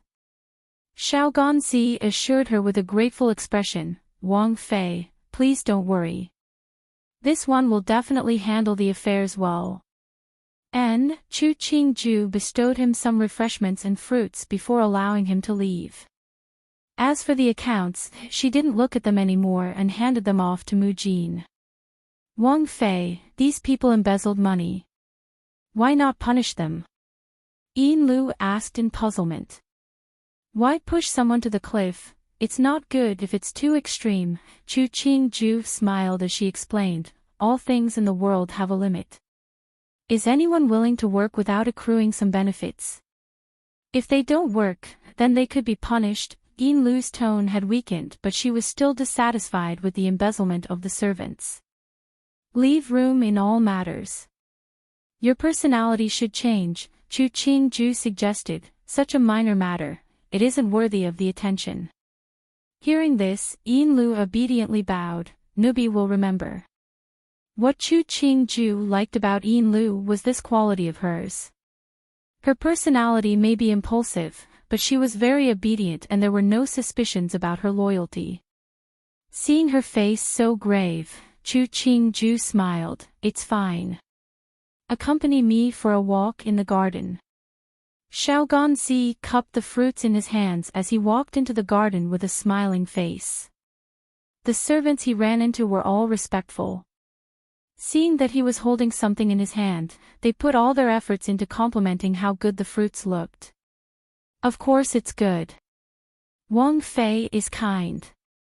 She saw that I was tired from running around and bestowed some for me to have a taste. Xiao Ganzi carefully placed the fruits in his pocket, his mouth speaking good things about Wang Fei, and the bystanders who heard him were furiously nodding their heads. Further away, He Hing had been walking with Qian Chang Xan, Ming He and a few servants behind him. He watched the scene for a long time before observing, this Xiao Ganzi is clever, no wonder Wang Fei prefers him handling the affairs. Qian Chang Xan's eyebrow slightly moved as he mentioned, a few days ago, Wang Fei said that Xiao Ganzi was worthy of having served by Wang Ye's side. Both his head and legs are very functional. Those words complimented you too, He Hing smiled, it's hard for Wang Fei to manage all the matters of the Fu. Keep an eye out for anyone who are not respectful of Wang Fei. Take care of them immediately. Qian Chang Xan, as a personal Taijian, had watched Wang Yi give more and more of his heart to Wang Fei. He himself had become more and more respectful of Wang Fei, afraid of offending Wang Fei and causing Wang Yi to be discontent. Hearing Wang Ye's words, he gave a confirmation. Nubi greets Wang Yi. A low and soft voice came from behind him. Qian Chang Xan turned around to look. It was a low-ranking Yahuan with dark yellow skin and wearing coarse clothes. He instantly frowned. Who was this low-ranking Yahuan who didn't know protocol and came inside to try to meet with Wang Yi? The other Yahuan, when they saw their superiors, the servants carefully avoided them, who would specially come over. Stand up. Where are you a Yahuan at? How did you get in here? This area was still inside the second door. If the rough Yahuan didn't have duties, they couldn't come in. Qian Gonggong, Nubi is from the laundry rooms. The mama who is responsible for delivering the clothes is sick, so Nubi replaced her to deliver the clothes to Luo Yinyang's residence. Qian Chang Xan felt that the voice seemed familiar, but he couldn't remember where he had heard it. He took a furtive look at Wang Yi. Seeing his expressionless face, he knew that Wang Yi was irritated. Before his mouth could open to drive away this delinquent, he saw Wang Fei walking in front of a few Yahuan as she made her way towards them. Greetings to Wang Yi. Greetings to Wang Fei. The servants on both sides both bowed. Chu Qingju smiled as she walked in front of He Hing. Her gaze unconsciously sweeping across the low-ranked Yahuan standing 5 steps away. I didn't think Wang Yi would be here. Just came back from the outside. Hing smiled as he pulled her hand, pretending that the rough Yahuan didn't exist. Today's weather is good. Let's us have a walk in the garden. Yes, Chu Qingju's eyes roamed around. Acting as if she just realized there was a rough Yahuan standing nearby, she asked, "Where do you serve at? Raise your head and let me take a look at you." This Yahuan raised her head. Her features weren't bad, but the messy hair and the rough skin reduced the pretty nature. Chu Qingju raised an eyebrow. "Why do you look so familiar to the eye?" By then, Qian Chang Xian recognized who she was. Wasn't this that Ban Xia who had originally been a first-rank Yahuan of Wang Fei before she became Wang Ye's Tongfang? He'd heard that Ban Xia had been demoted from Tongfang to the laundry rooms by Wang Fei. Looking at her now, she really didn't resemble the sweet beauty she'd once been. Wang Fei, newbie sees that she looks like the Ban Xia who had once served Wang Yi and you. Mu Jin bowed, talking in a moderately loud voice. "Did you forget? She recently made a large offense and Wang Fei was kind and didn't throw her out. Just sentenced her to the laundry room." Chu Qingju's face showed an expression of realization. She looked at Ban Xia from top to bottom. If Ban Xia, at the beginning, had been a blooming tender flower, she now was wilted. Ban Xia lowered her head in embarrassment, unconsciously taking a step back. She hadn't thought that she would meet Wang Fei in her grand clothes. Even the Yahuan by Wang Fei's side were more beautiful than her at this time. The clear contrast made her want to hide herself away and not let anyone see her. Hing glanced casually at Ban Xia, no emotion in his eyes. "Since you are a worker in the laundry room, then stay there to perform your duties. Do not run around the fu." The rims of Ban Xia's eyes reddened. A beat later, she gave a trembling bow. "Nubi will remember." Leave. Since he had become closer and closer to Chu Qingju, he didn't have much interest in the women in the Huiyuan. He looked at the average-looking woman in front of him. He couldn't even remember what Ban Xia had looked like originally. Seeing that Wang Yi and Wang Fei were going to stroll in the garden, He personally ushered Ban Xia away. After they exited Ermin, he gave a cold smile. "I advise Ban Xia Gunyang to behave in the future." He pointed at the door of drooping flowers. "This door isn't the entrance for people like you." Ban Xia's body buckled but she gritted her teeth and didn't speak. "Don't blame your Mingye for speaking clearly to you. If you play these shameless tricks again, then you wouldn't be walking out on your own next time." He disdainfully examined her. "Why don't you have a good look in the mirror? With Wang Fei present, how can Wang Yi even be attracted to you? You don't find it embarrassing but Ming Ye does." He shook his sleeves as he sedately walked back inside Ermin. Ban Xia stared fixedly at his figure, her eyes lifeless. If one had to say who was the most pleased over these past few days in Jing, there wouldn't be any other choice other than Rui Wang. The Jiangnan case which had been making a storm was now silently suppressed, and he was washed clean of the suspicion of attempting to assassinate his brother. Even the greatest eyesore, Lao De, was imprisoned. Rui Wang felt that he hadn't been this happy in years, so the sight of his Wang Fei's expressionless face didn't affect his mood. "Speak, what is it?" He Yuan sat at the front, glancing at Qin Bailu's dark expression. Qin Bailu saw his flippancy and bit the corner of her lips before she confessed, "Tomorrow is Chia's father's day of birth. Does Wang Yi have the time? Since it is your father's birthday, then open the Fu stores to take along some gifts." He Yuan stood. "Ben Wang is busy tomorrow, so I won't accompany you. Have an early rest tonight. Ben Wang is going to Shi Su Yuan." Qin Bailu looked at He Yuan's back, her eyes slowly becoming cold. Again it was Shi Su Yuan, Chu Su that whore. Wang Fei, the Yahuan supporting her, looked at her worriedly. "It's fine. Send down the order." Ben Wang Fei is going to check the stores. She gave a cold smile. He didn't want to go so she wouldn't beg him. In Duan Wang Fu, Chu Qingju and He Hing wandered around the garden and sat together to read after they eating the evening meal. One person was reading the highly reputable Book of Tao, the other was reading a novel. After reading for a while, He Hing saw Chu Qingju's face held a hint of anger. He put down the book in his hand and went to her to inquire, "What is written in this book that makes you so angry?" Chu Qingju slammed the book shut, her voice carrying a layer of rage as she snapped, "The men in these stories are too fickle."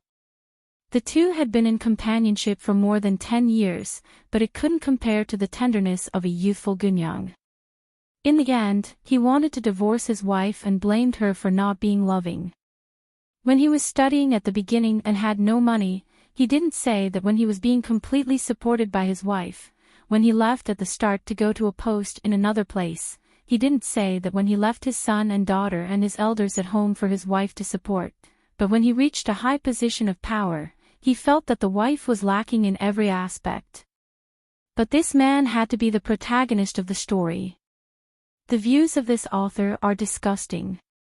He Hing took away the book in her hand, smiling as he comforted, "Just a story, don't be angry about this kind of thing. A person's days has to be lived by the person. What the end result would be is in the control of the person." He looked with disdain at the name of the author on the book page, Shangwang Most of the people who would use such a name, they are poor scholars. They don't have the bride price to find a wife, and lack the ability to place in the examinations. They have to depend on writing such amusements to earn some money for food and to satisfy their fantasies. We shouldn't argue with this kind of useless men, okay? Chu Qingju snorted. Okay, your entire family.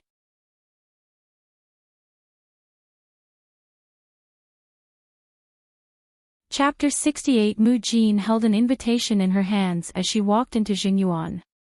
She saw Ming He and Yin Lu were guarding at the door and knew that Wang Yi and Wang Fei were still in the room and hadn't risen out of bed.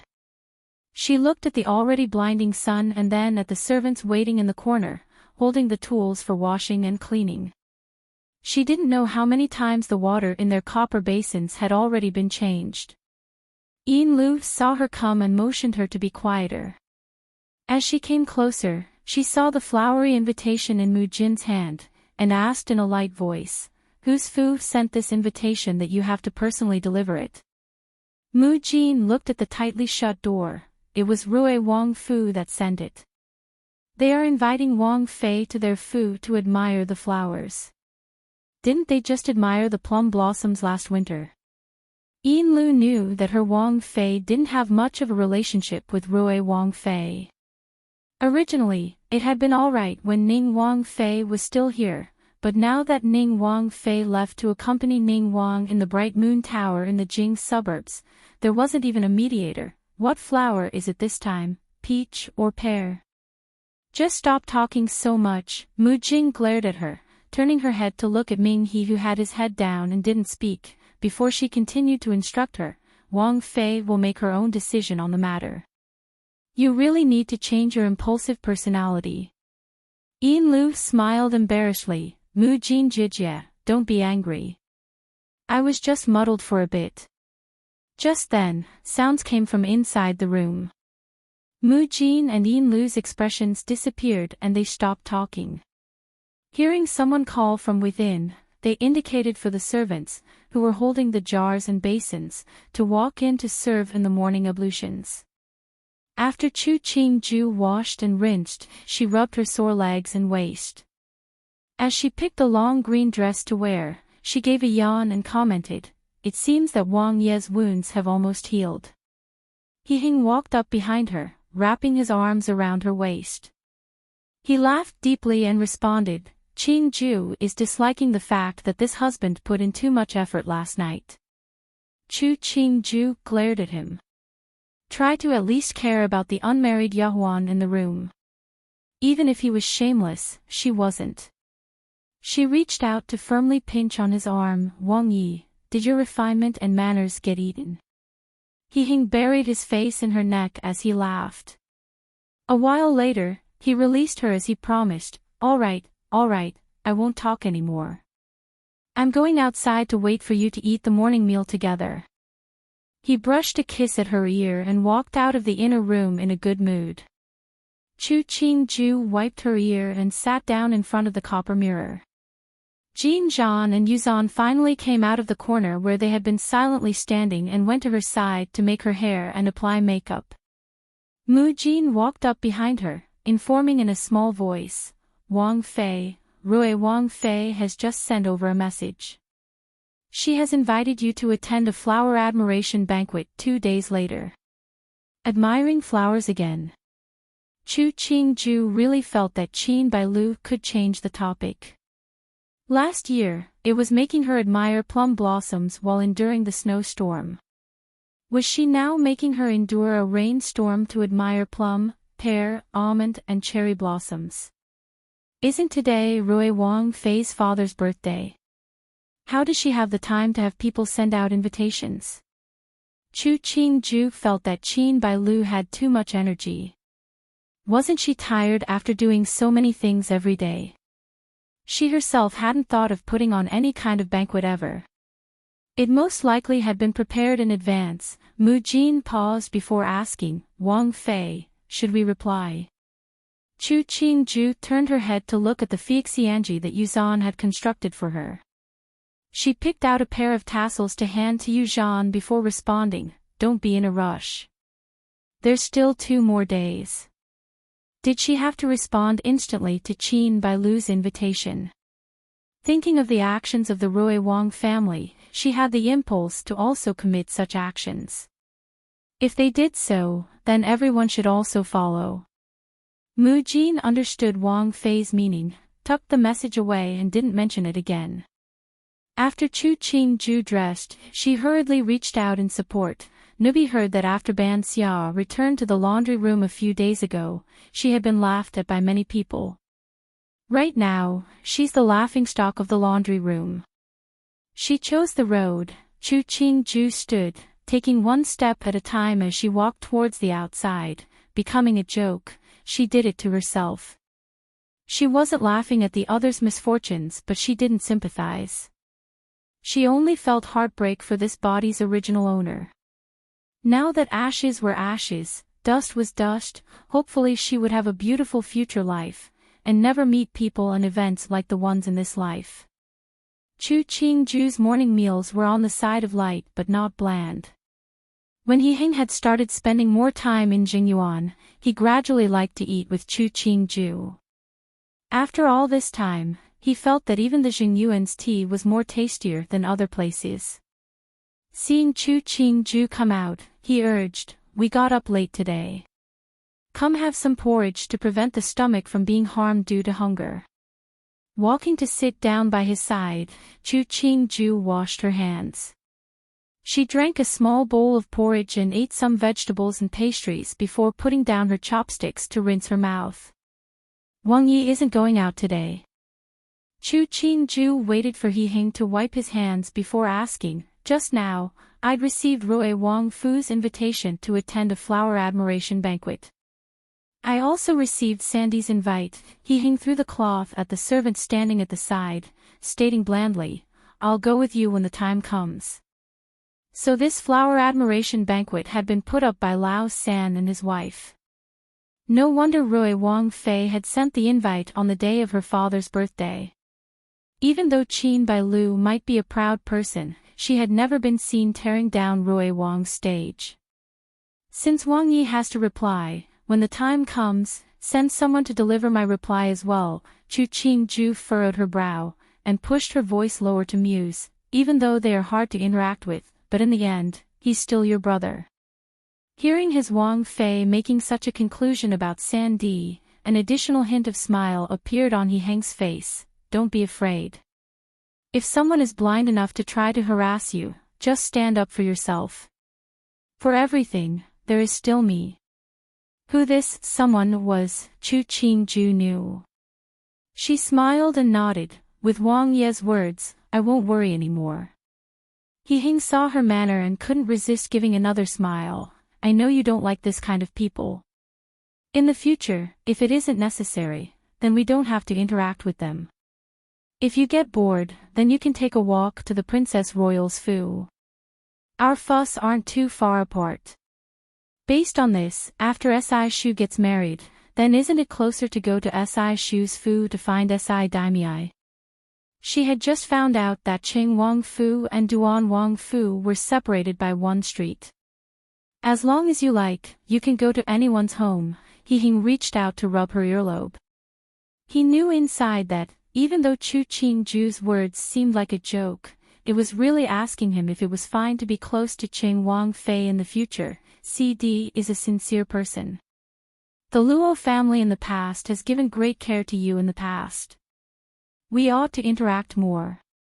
Chu Qingju blinked her eyes, her lips curling as she replied, I understand.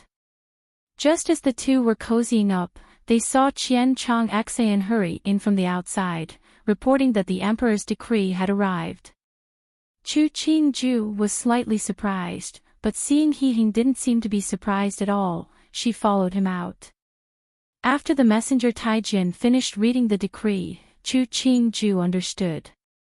This was Qing the emperor reminding He Hing to go back to work. While most of the imperial decree was worries about his son's wounds, but the conclusion was He Hing should return to work, and he also bestowed down a heap of stuff. If Qing the emperor's 4 children had to be ranked, then He Yuan had been carried by Qing the emperor as he grew up, He Hing had been watched by Qing the emperor as he grew up, He Qi was raised free-range by Qing the emperor, and as to little student He Ming, he was most likely the freebie that Qing the emperor had gotten whilst purchasing something incognito. Since the emperor had personally sent down the decree, He Hing returned a message that was sent into the palace on a fast horse. The gist of it was that this son's wounds were almost healed and that it was unfilial of this son to cause Fu Wang to be worried. In 2 days, Sandy was holding a flower admiration banquet. After attending this banquet, this son will concentrate on work, Fu Wang Wan Sui, Wan Sui, Wan Sui. The half-pagoda mountain in the northern suburbs of Jing City was famous due to the half-constructed pagoda located halfway. And Bright Moon Tower was constructed at the top of this mountain. Bright Moon Tower's name also had a special origin. Half-pagoda mountain was very tall, and since the wooden tower was constructed at the top of the mountain, it seemed as though it was very close to the moon, thus it was named Bright Moon Tower. He Chi sat by the window looking at the moon hanging in the sky. A long time later, he sighed and mused, time and life, Lao San was vicious this time. Purposefully using the timber from his own mountain to make arrows to attack Lao and make people feel that he wouldn't do such an idiotic thing, and then using the thoughts of others to frame him. He just didn't know which of the subordinates gave him the idea. Wei Qingyi heard his sigh. She hesitated before opening. Hasn't Wang Yi ever thought that this matter could be related to Shu or Si Shu? Lao Sai doesn't have that kind of manpower. He can't do it even if he wanted. He Chi sat down by her side. Even though I'm not entirely clear about Lao's personality, but if there really was a good opportunity such as this, I'm afraid he would scheme against both me and Lao San. Why would he leave Lao San alone, the one Fu Huang favors the most? I's not worth it. If he was Lao he couldn't bear to let go of such a good chance of 2 birds with an arrow. So why would Lao when he had the ability to do so? Wei Qingyi listened to the entire speech and knew she had thought too much. She exclaimed, Rui Wang is too hateful. I just regret that my actions have affected you and our son, and now you and Zhong'er have to endure such difficulties with me. He Chi's expression was slightly bitter. He was much calmer than he had appeared right after being imprisoned, but even so, he had become slightly deflated. I'm the useless one. Wang Yi cannot say such things. We are one family, so we cannot say words of 2 families. Wei Qingyi grasped He Chi's hand. Also, except that there is less people at Bright Moon Tower, there isn't anything else lacking. He Chi gave another sigh and continued to look at the moon in the sky. In the future, when the new emperor ascends the throne, as long it isn't He Yuan, we will be able to leave. He was clear inside. He had failed. The only ones left that could succeed the throne were Lao or Lao San. Both for himself or for the country, he hoped Lao would succeed. Lao San's personality wasn't good enough, he wasn't the type to be an emperor. If he became emperor, it would be ruin for the common people. It was a pity that Fu Huang was too partial. Otherwise, he wouldn't have been fighting with Lao San for so many years. If Fu Huang was even slightly more just, Lao San would have been out of luck a long time ago. Thinking about this, He Chi ordered, "Come, serve me brush and ink." Since he wanted to get something out of the new emperor in the future, then he had to pay the price. 10,000 years, 10,000 years, 10,000 years.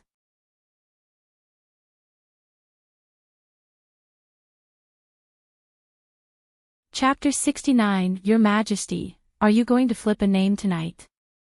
The Taijian from the Department of Household Affairs, who was responsible for the daily life of the emperor, presented the placards of the Feipin to the emperor. On the tray were the fish-shaped signs which represented the status of each concubine. Qing the emperor finished reading the message that Lao had presented. He didn't look at the signs and put the folder gently on the table. Tonight, Zhen is going to Zhongjing Palace. Jing Guifei has been worried about Duan Wang's wounds these days. She has lost a lot of weight recently, Zhen has to go check on her. Yes, the Taijian in charge of recording the life of the emperor wrote down the emperor's words and bowed as he left. Qing the emperor felt that even though the one he loved was Xu Guifei, Jing Guifei was a clever pearl and a satisfying confidant. When he was irritated, he liked to go sit at Jing Guifei's palace. Thinking about the worry Jing Guifei had gone through these past days, he felt bad. Everyone had seen the heightened attentions the emperor had given Duan Wang and Jing Guifei recently. So when the emperor went to Jing Guifei's place, no one was surprised. It was only Xu Guifei, after hearing of the incident, who reacted by smashing a cup. Wei Shi, that slut, Xu Guifei gasped for breath before speaking to He Yuan sitting below her. Yuaner, now that Lao De has fallen, you have to take advantage of the opportunity and not let Wei Shi and her son sneak in. Don't worry, Mu Fei. Even if they wanted to, they have to see if Fu Huang thinks they are worthy. Jing Guifei has played so many tricks, but doesn't Fu Huang still love you the most? He Yuan condescended. Lao always liked to act as though he's so sanctimonious. Some always fall for it. Xu Guifei furrowed her brow. You cannot underestimate Duan Wang. He is regarded as important by the emperor. He must have some skill. Wei Shi, that whore, isn't as favored as me, but after so many years, the emperor still hasn't forgotten her. Even her position isn't lower than mine. You have to be careful of that mother and son's tricks. He Yuan finished listening and objected unhappily. As long as Fu Huang isn't willing, it's futile, no matter what tricks they use. Xu Guifei opened and then closed her mouth. Even though she felt that, over the years, the emperor had been using his heart to care for her, and because of her complaint, he hadn't allowed any other woman of the Hogong to have children, she didn't know why she still felt very insecure deep inside presently. Tomorrow, you are holding a flower admiration banquet at your Fu. Get your wife to become intimate with Jean and Princess. She may not have actual power, but she is the emperor's first daughter. The feelings are naturally different. Xu Guifei raised the teacup to take a drink. The year she married, the emperor didn't care about the objections of the officials of the Ministry of Rights and gave her the title of Princess Royal.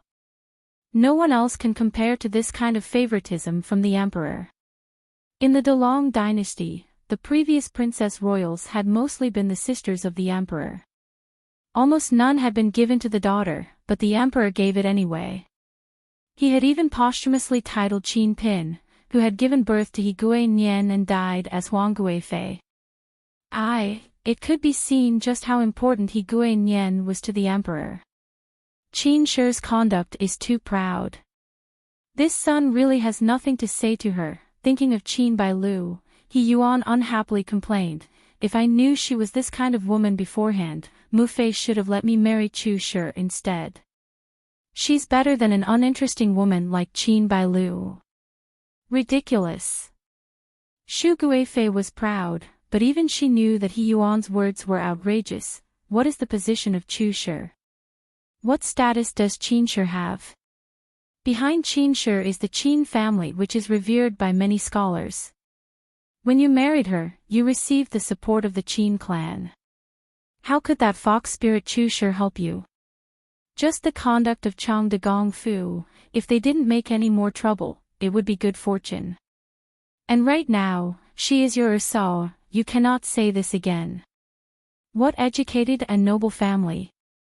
I can't really see how Qin Shi has the composure of a daughter of an educated and noble family. He Yuan submissively listened to Xu Guifei's admonishment, but still felt dissatisfied with Qin Shi. She has made the Wang Fu a total mess.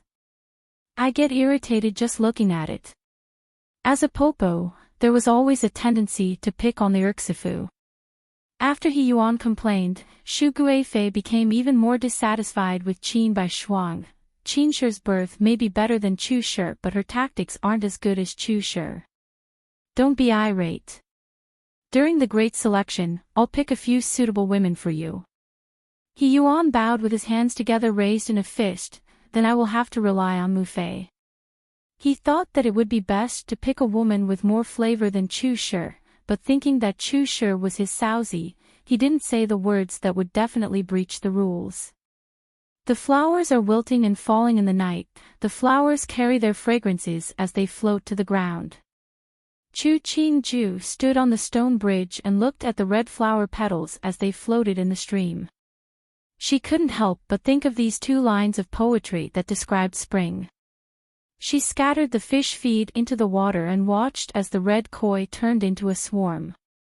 In a happy mood, she ordered, Mu Jin, tomorrow at Rui Wang Fu, I will wear that floor-length wide-sleeved dress with the 100 flowers and butterflies. Such a good spring, it wouldn't let down that beautiful dress. There was no way to avoid it, she was immortal. She liked wearing beautiful clothes, liked wearing exquisite jewelry. It was already such a tragedy that there was no internet in this era.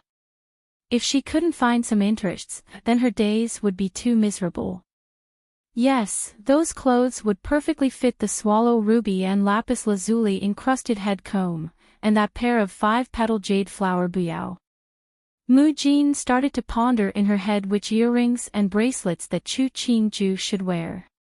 Even the handkerchief, shoes, and the ornaments hanging on the dress had to be matched perfectly. Chu Qingju saw Mu Jin and the other Yuhuan had already started to discuss her outfit and smiled as she leaned against the stone post. Looking at the bottom of the clear water, she narrowed her eyes as she uttered, no matter what, all I have to be tomorrow is the most beautiful. Didn't Qin Bailu like wearing light-colored cloths and act all virtuous and high? As a common person, she could only develop herself towards becoming beautiful and stunning. Thinking about wearing a beautiful dress in a sea of flowers and standing in front of Qin Bailu, Chu Qingju strangely felt that she was in a good mood. She knew that Qin Bailu looked down on commoners like her. She couldn't stand Qin Bailu's conduct either. Since the dislike was mutual, it didn't matter that she would deepen the negativity. Wang Fei, Luo Yinyang wants to see you. Rui Xiang rushed over and bowed in front of Chu Qingju. Nubi saw that Luo Yinyang's face didn't look well. Something major must have happened. Luo Yinxiu. Her impression of the person was silent and reticent, didn't compete for favor and didn't speak much. Chu Qingju didn't have a deeper impression of her. After hearing Rui Xiang's words, she responded, get her to sit in the outer hall, I'll come over immediately. Yes, Rui Xiang bowed before retreating. Wang Fei, why would this Luo Yinyang suddenly want to see you? According to Jin Zan's knowledge, Luo Yinyang was very aware of her role and she didn't have much courage. When she appeared in front of Wang Fei, she usually was shrunk in and didn't dare to speak. On her own, she was asking to speak to Wang Fei. What major event had occurred? Let's see first. Chu Qingju felt that, out of He Heng's concubines, both Jiang Yongyu and Luo Yinxiu, if they had the choice, wouldn't have been willing to be a concubine of a Wang Yi. But they had to accept the reality. In the front hall, right after Chu Qingju sat down, Luo Yinxiu knelt in front of her with a bang. Chu Qingju saw that Luo Yinxiu already had tears streaming down her cheeks. Wang Fei, Nubi begs Wang Fei to help Nubi. Luo Yinxiu was gasping from crying and couldn't speak properly. What is this? Yin Lu, help Luo Yinyang up. Chu Qingju saw Luo Shi's face had turned entirely red from crying. She asked, what happened? Tell me first. After Luo Shi brokenly finished talking, Chu Qingju finally understood what had happened. Luo Shi's parents had died when she was young and she had been raised in her Jojo's family. Her Jojo's family had been good to her. Even though her Jojo was only a small and minor 7th rank official, they made sure that she'd never lacked for nothing. They treated her like she was their own daughter. But right now, Luo Shi had received a letter from her Jojo's family that said her Jojo had died due to illness and was going to be buried 3 days later. Luo Shi wanted to go to the funeral for her Jojo, but as a Chisher, she wasn't allowed to leave the Fu unless it was for a major matter. Even more so, when the one who had died was her Jojo and not her parents. Wang Fei, you also have a very good Jojo, please take some pity on Nubi and let Nubi say farewell to Jojo. Nubi doesn't need very long, it will be fine for me to just kowtow on the day of Jojo's funeral, please. Luo Yinxiu sobbed and knelt again in front of Chu Qingju. When He Heng entered the front hall, what he saw was that scene. He frowned in displeasure. Why did these Chisher keep bothering Qingju all the time? He was going to speak out, but then he noticed the sympathetic expression on Chu Qingju's face, so he closed his mouth. He walked to sit down next to Chu Qingju. What is going on? Luo Yinxiu looked at Wang Yi, her face changing and her heart froze.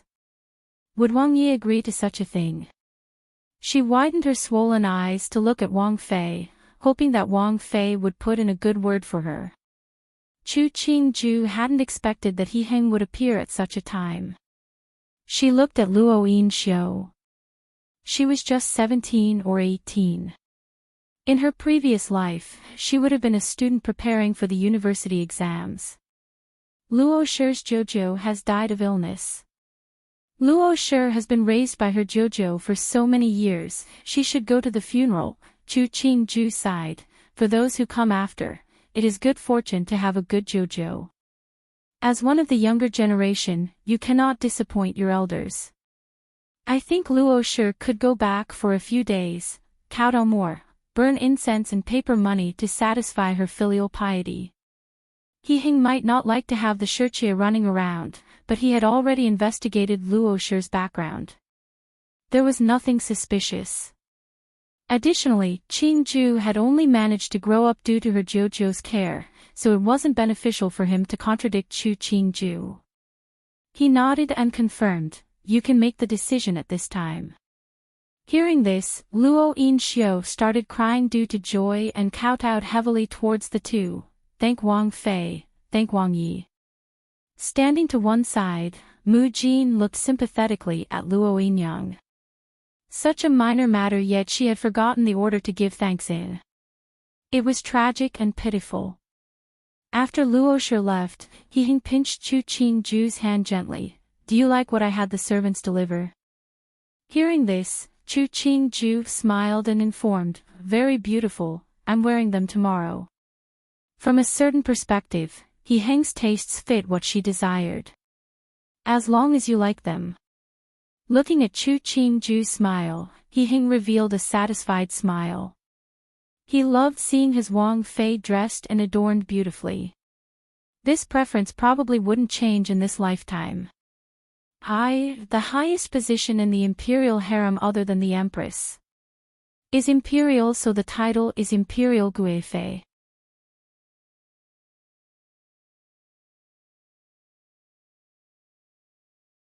Chapter 70. Your attack is ineffective. Since Wang Yi wants you to attend, then you will have to perform well. Qin Bailu picked at her fingernails, which had been dyed yesterday. She glanced at Chu Yuxu standing in front of her. I heard that your musical talents are exceptional. If there's a chance later, you will play for everyone. Chu Yuxu's hands, which were hidden in her sleeves, tightened. She knew that Qin Shi was insulting her, but she had no choice but to endure, so she kept her head down. She bowed. Nubi will remember. And Qin Bailu nodded and raised her chin. Today, many honorable guests will come. Pay attention to your conduct and don't shame the Wang Fu.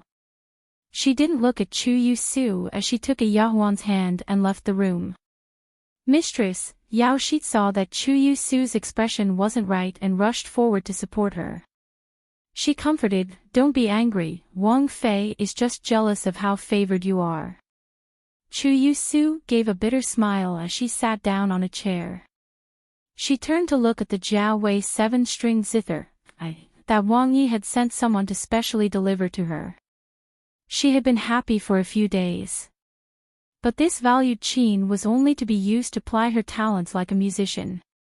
Since Qin Shi thought she was an eyesore, then she will obstruct her eye. Chu Yusu relaxed her fisted hands. Sitting in front of the mirror, she looked at her reflection and forced a smile. Yao Shi, help me put on my makeup. She wanted Qin Shi to see who would be laughing at the end. When she arrived at Rui Wang Fu for the second time, Chu Qingju felt that her attitude was different compared to last time. She took He Heng's hand as she walked down the carriage and looked at the two magnificent stone lions at the gate of the Wang Fu. She tilted her head to lightly stipulate, after a few more days, I'll also hold a banquet and make all these people ride in a carriage to our Fu. It wasn't a comfortable experience to sit in a carriage. She felt that it was necessary for others to endure for her as well, just to be fair. He Heng smiled as he looked at her. His gaze swept across the pair of tassels in her hair. He agreed in a low voice, all right, after getting back, we'll get the servants to start preparing. Chu Qingju noticed his gaze and used a handkerchief to hide the corner of her lip. Are you satisfied with what you see? These words were usually said by the male protagonist to the female protagonist in the novels. Chu Qingju felt very dominant. Very satisfied. Qing Chu is more stunning than usual. He Heng was very cooperative and followed her lead, even though he didn't understand why his Wang Fei's eyes suddenly became especially spirited. This one greets Duan Wang Yi, Duan Wang Fei, please come in. The chief stewards had noticed the two exiting the carriage and hurriedly bowed as he walked in front of them. Wang Yi has been waiting for you to come. Aren't you He Fu heir? Why are you receiving? This He Fu heir was a personal Taijian of Lao San. Usually, he served near Lao San's side. It was very rare for Lao San to let him personally receive guests. To come here and receive Wang Yi is this one's good fortune. He Fu heir bowed as he made a motion of welcoming, as long as Wang Yi and Wang Fei doesn't find this one an eyesore. He Heng nodded and, holding Chu Qingju's hand, crossed the main gate of Rui Wang Fu. Was that Duan Wang and Duan Wang Fei who just went in? Tian Jinke and Tian Luo Shi came down the carriage and coincidentally saw He Fu heir welcoming the two inside. Tian Jinke looked at their backs and asked Tian Luo Shi beside him, Friend, look. Hearing the request, Tian Luo Shi looked over and also saw the backs of the two before they stepped into the compound. She nodded hesitantly, they look similar. Qingju's manner is more and more imposing these days. The one guiding them is His Highness Rui Wang's personal servant He Fu heir. You must be right. Tian Jinke saw that there was someone coming out to receive them and walked with Tian Luo Shi towards the gate. People have to grow up one day. Tian Luo Shi smiled, this is good. It was better to have an imposing aura in the imperial family. She had originally been worried that they would scorn Qing Ju because of the matter with the San Xiaojie of the Chu family.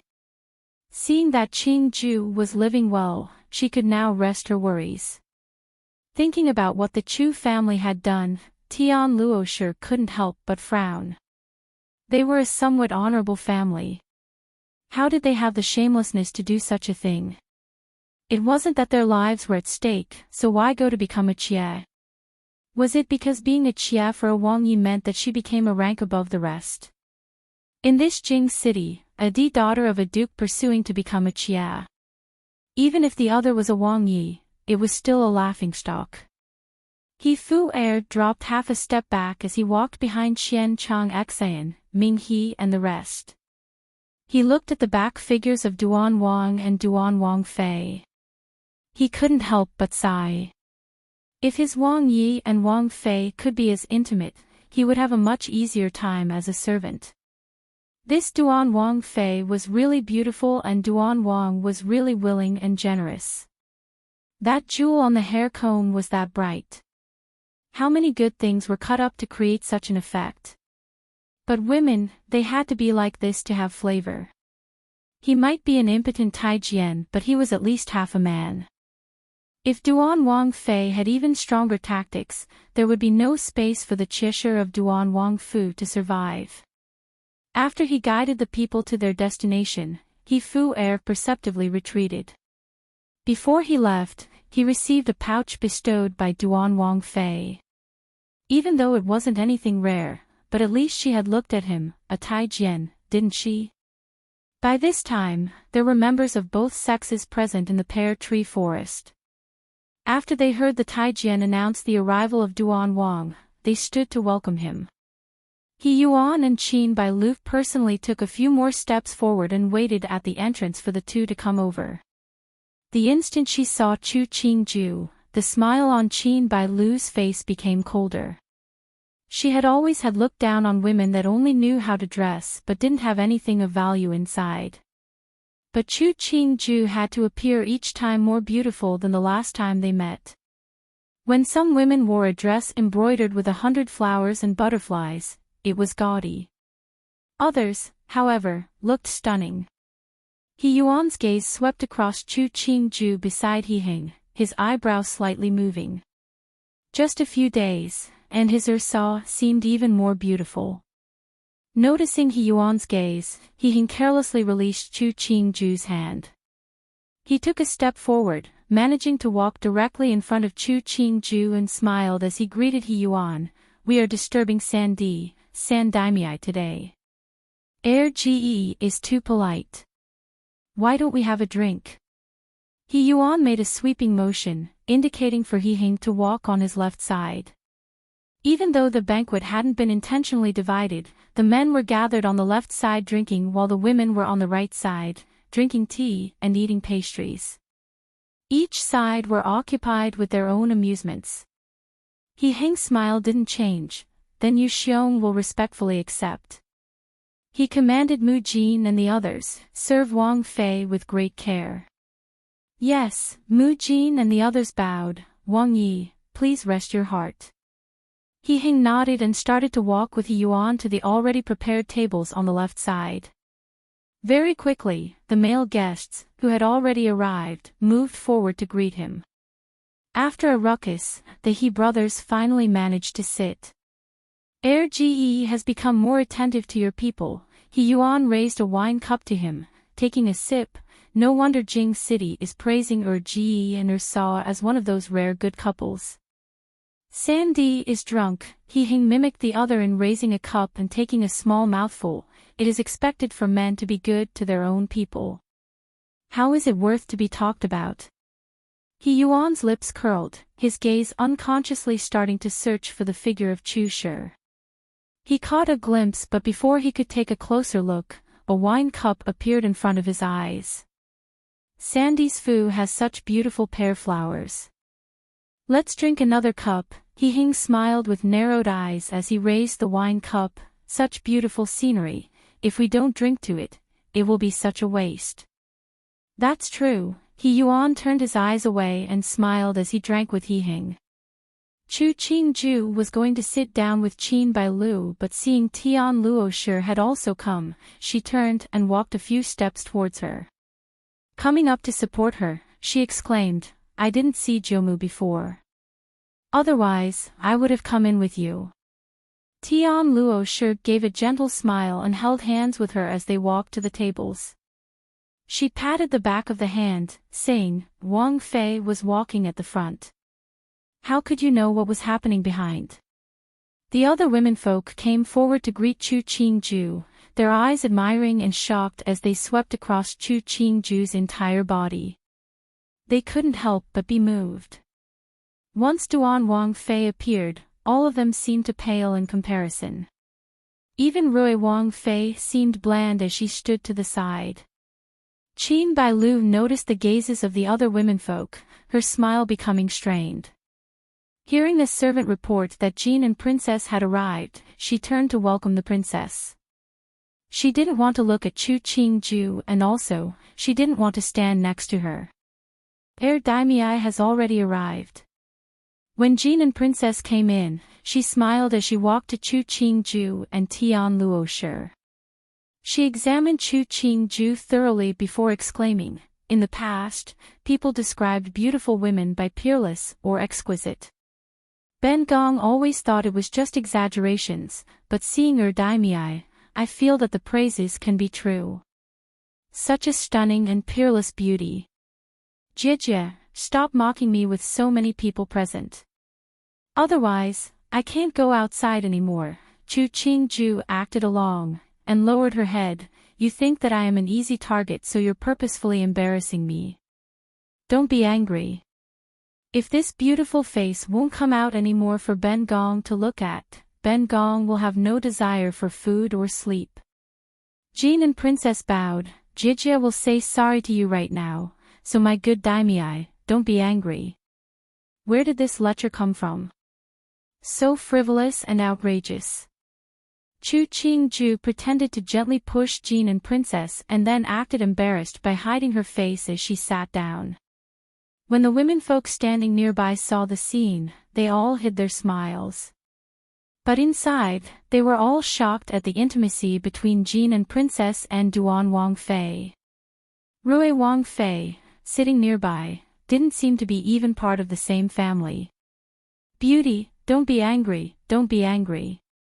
Ben Gong will pour tea for you to absolve myself." Jin and Princess really did pour Chu Qingju tea, and with a masculine bow, she went on, "Please."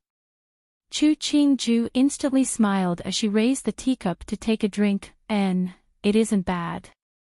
I'll keep you to serve my tea. Are you willing?" She could detect Jin and Princess's desire to become closer.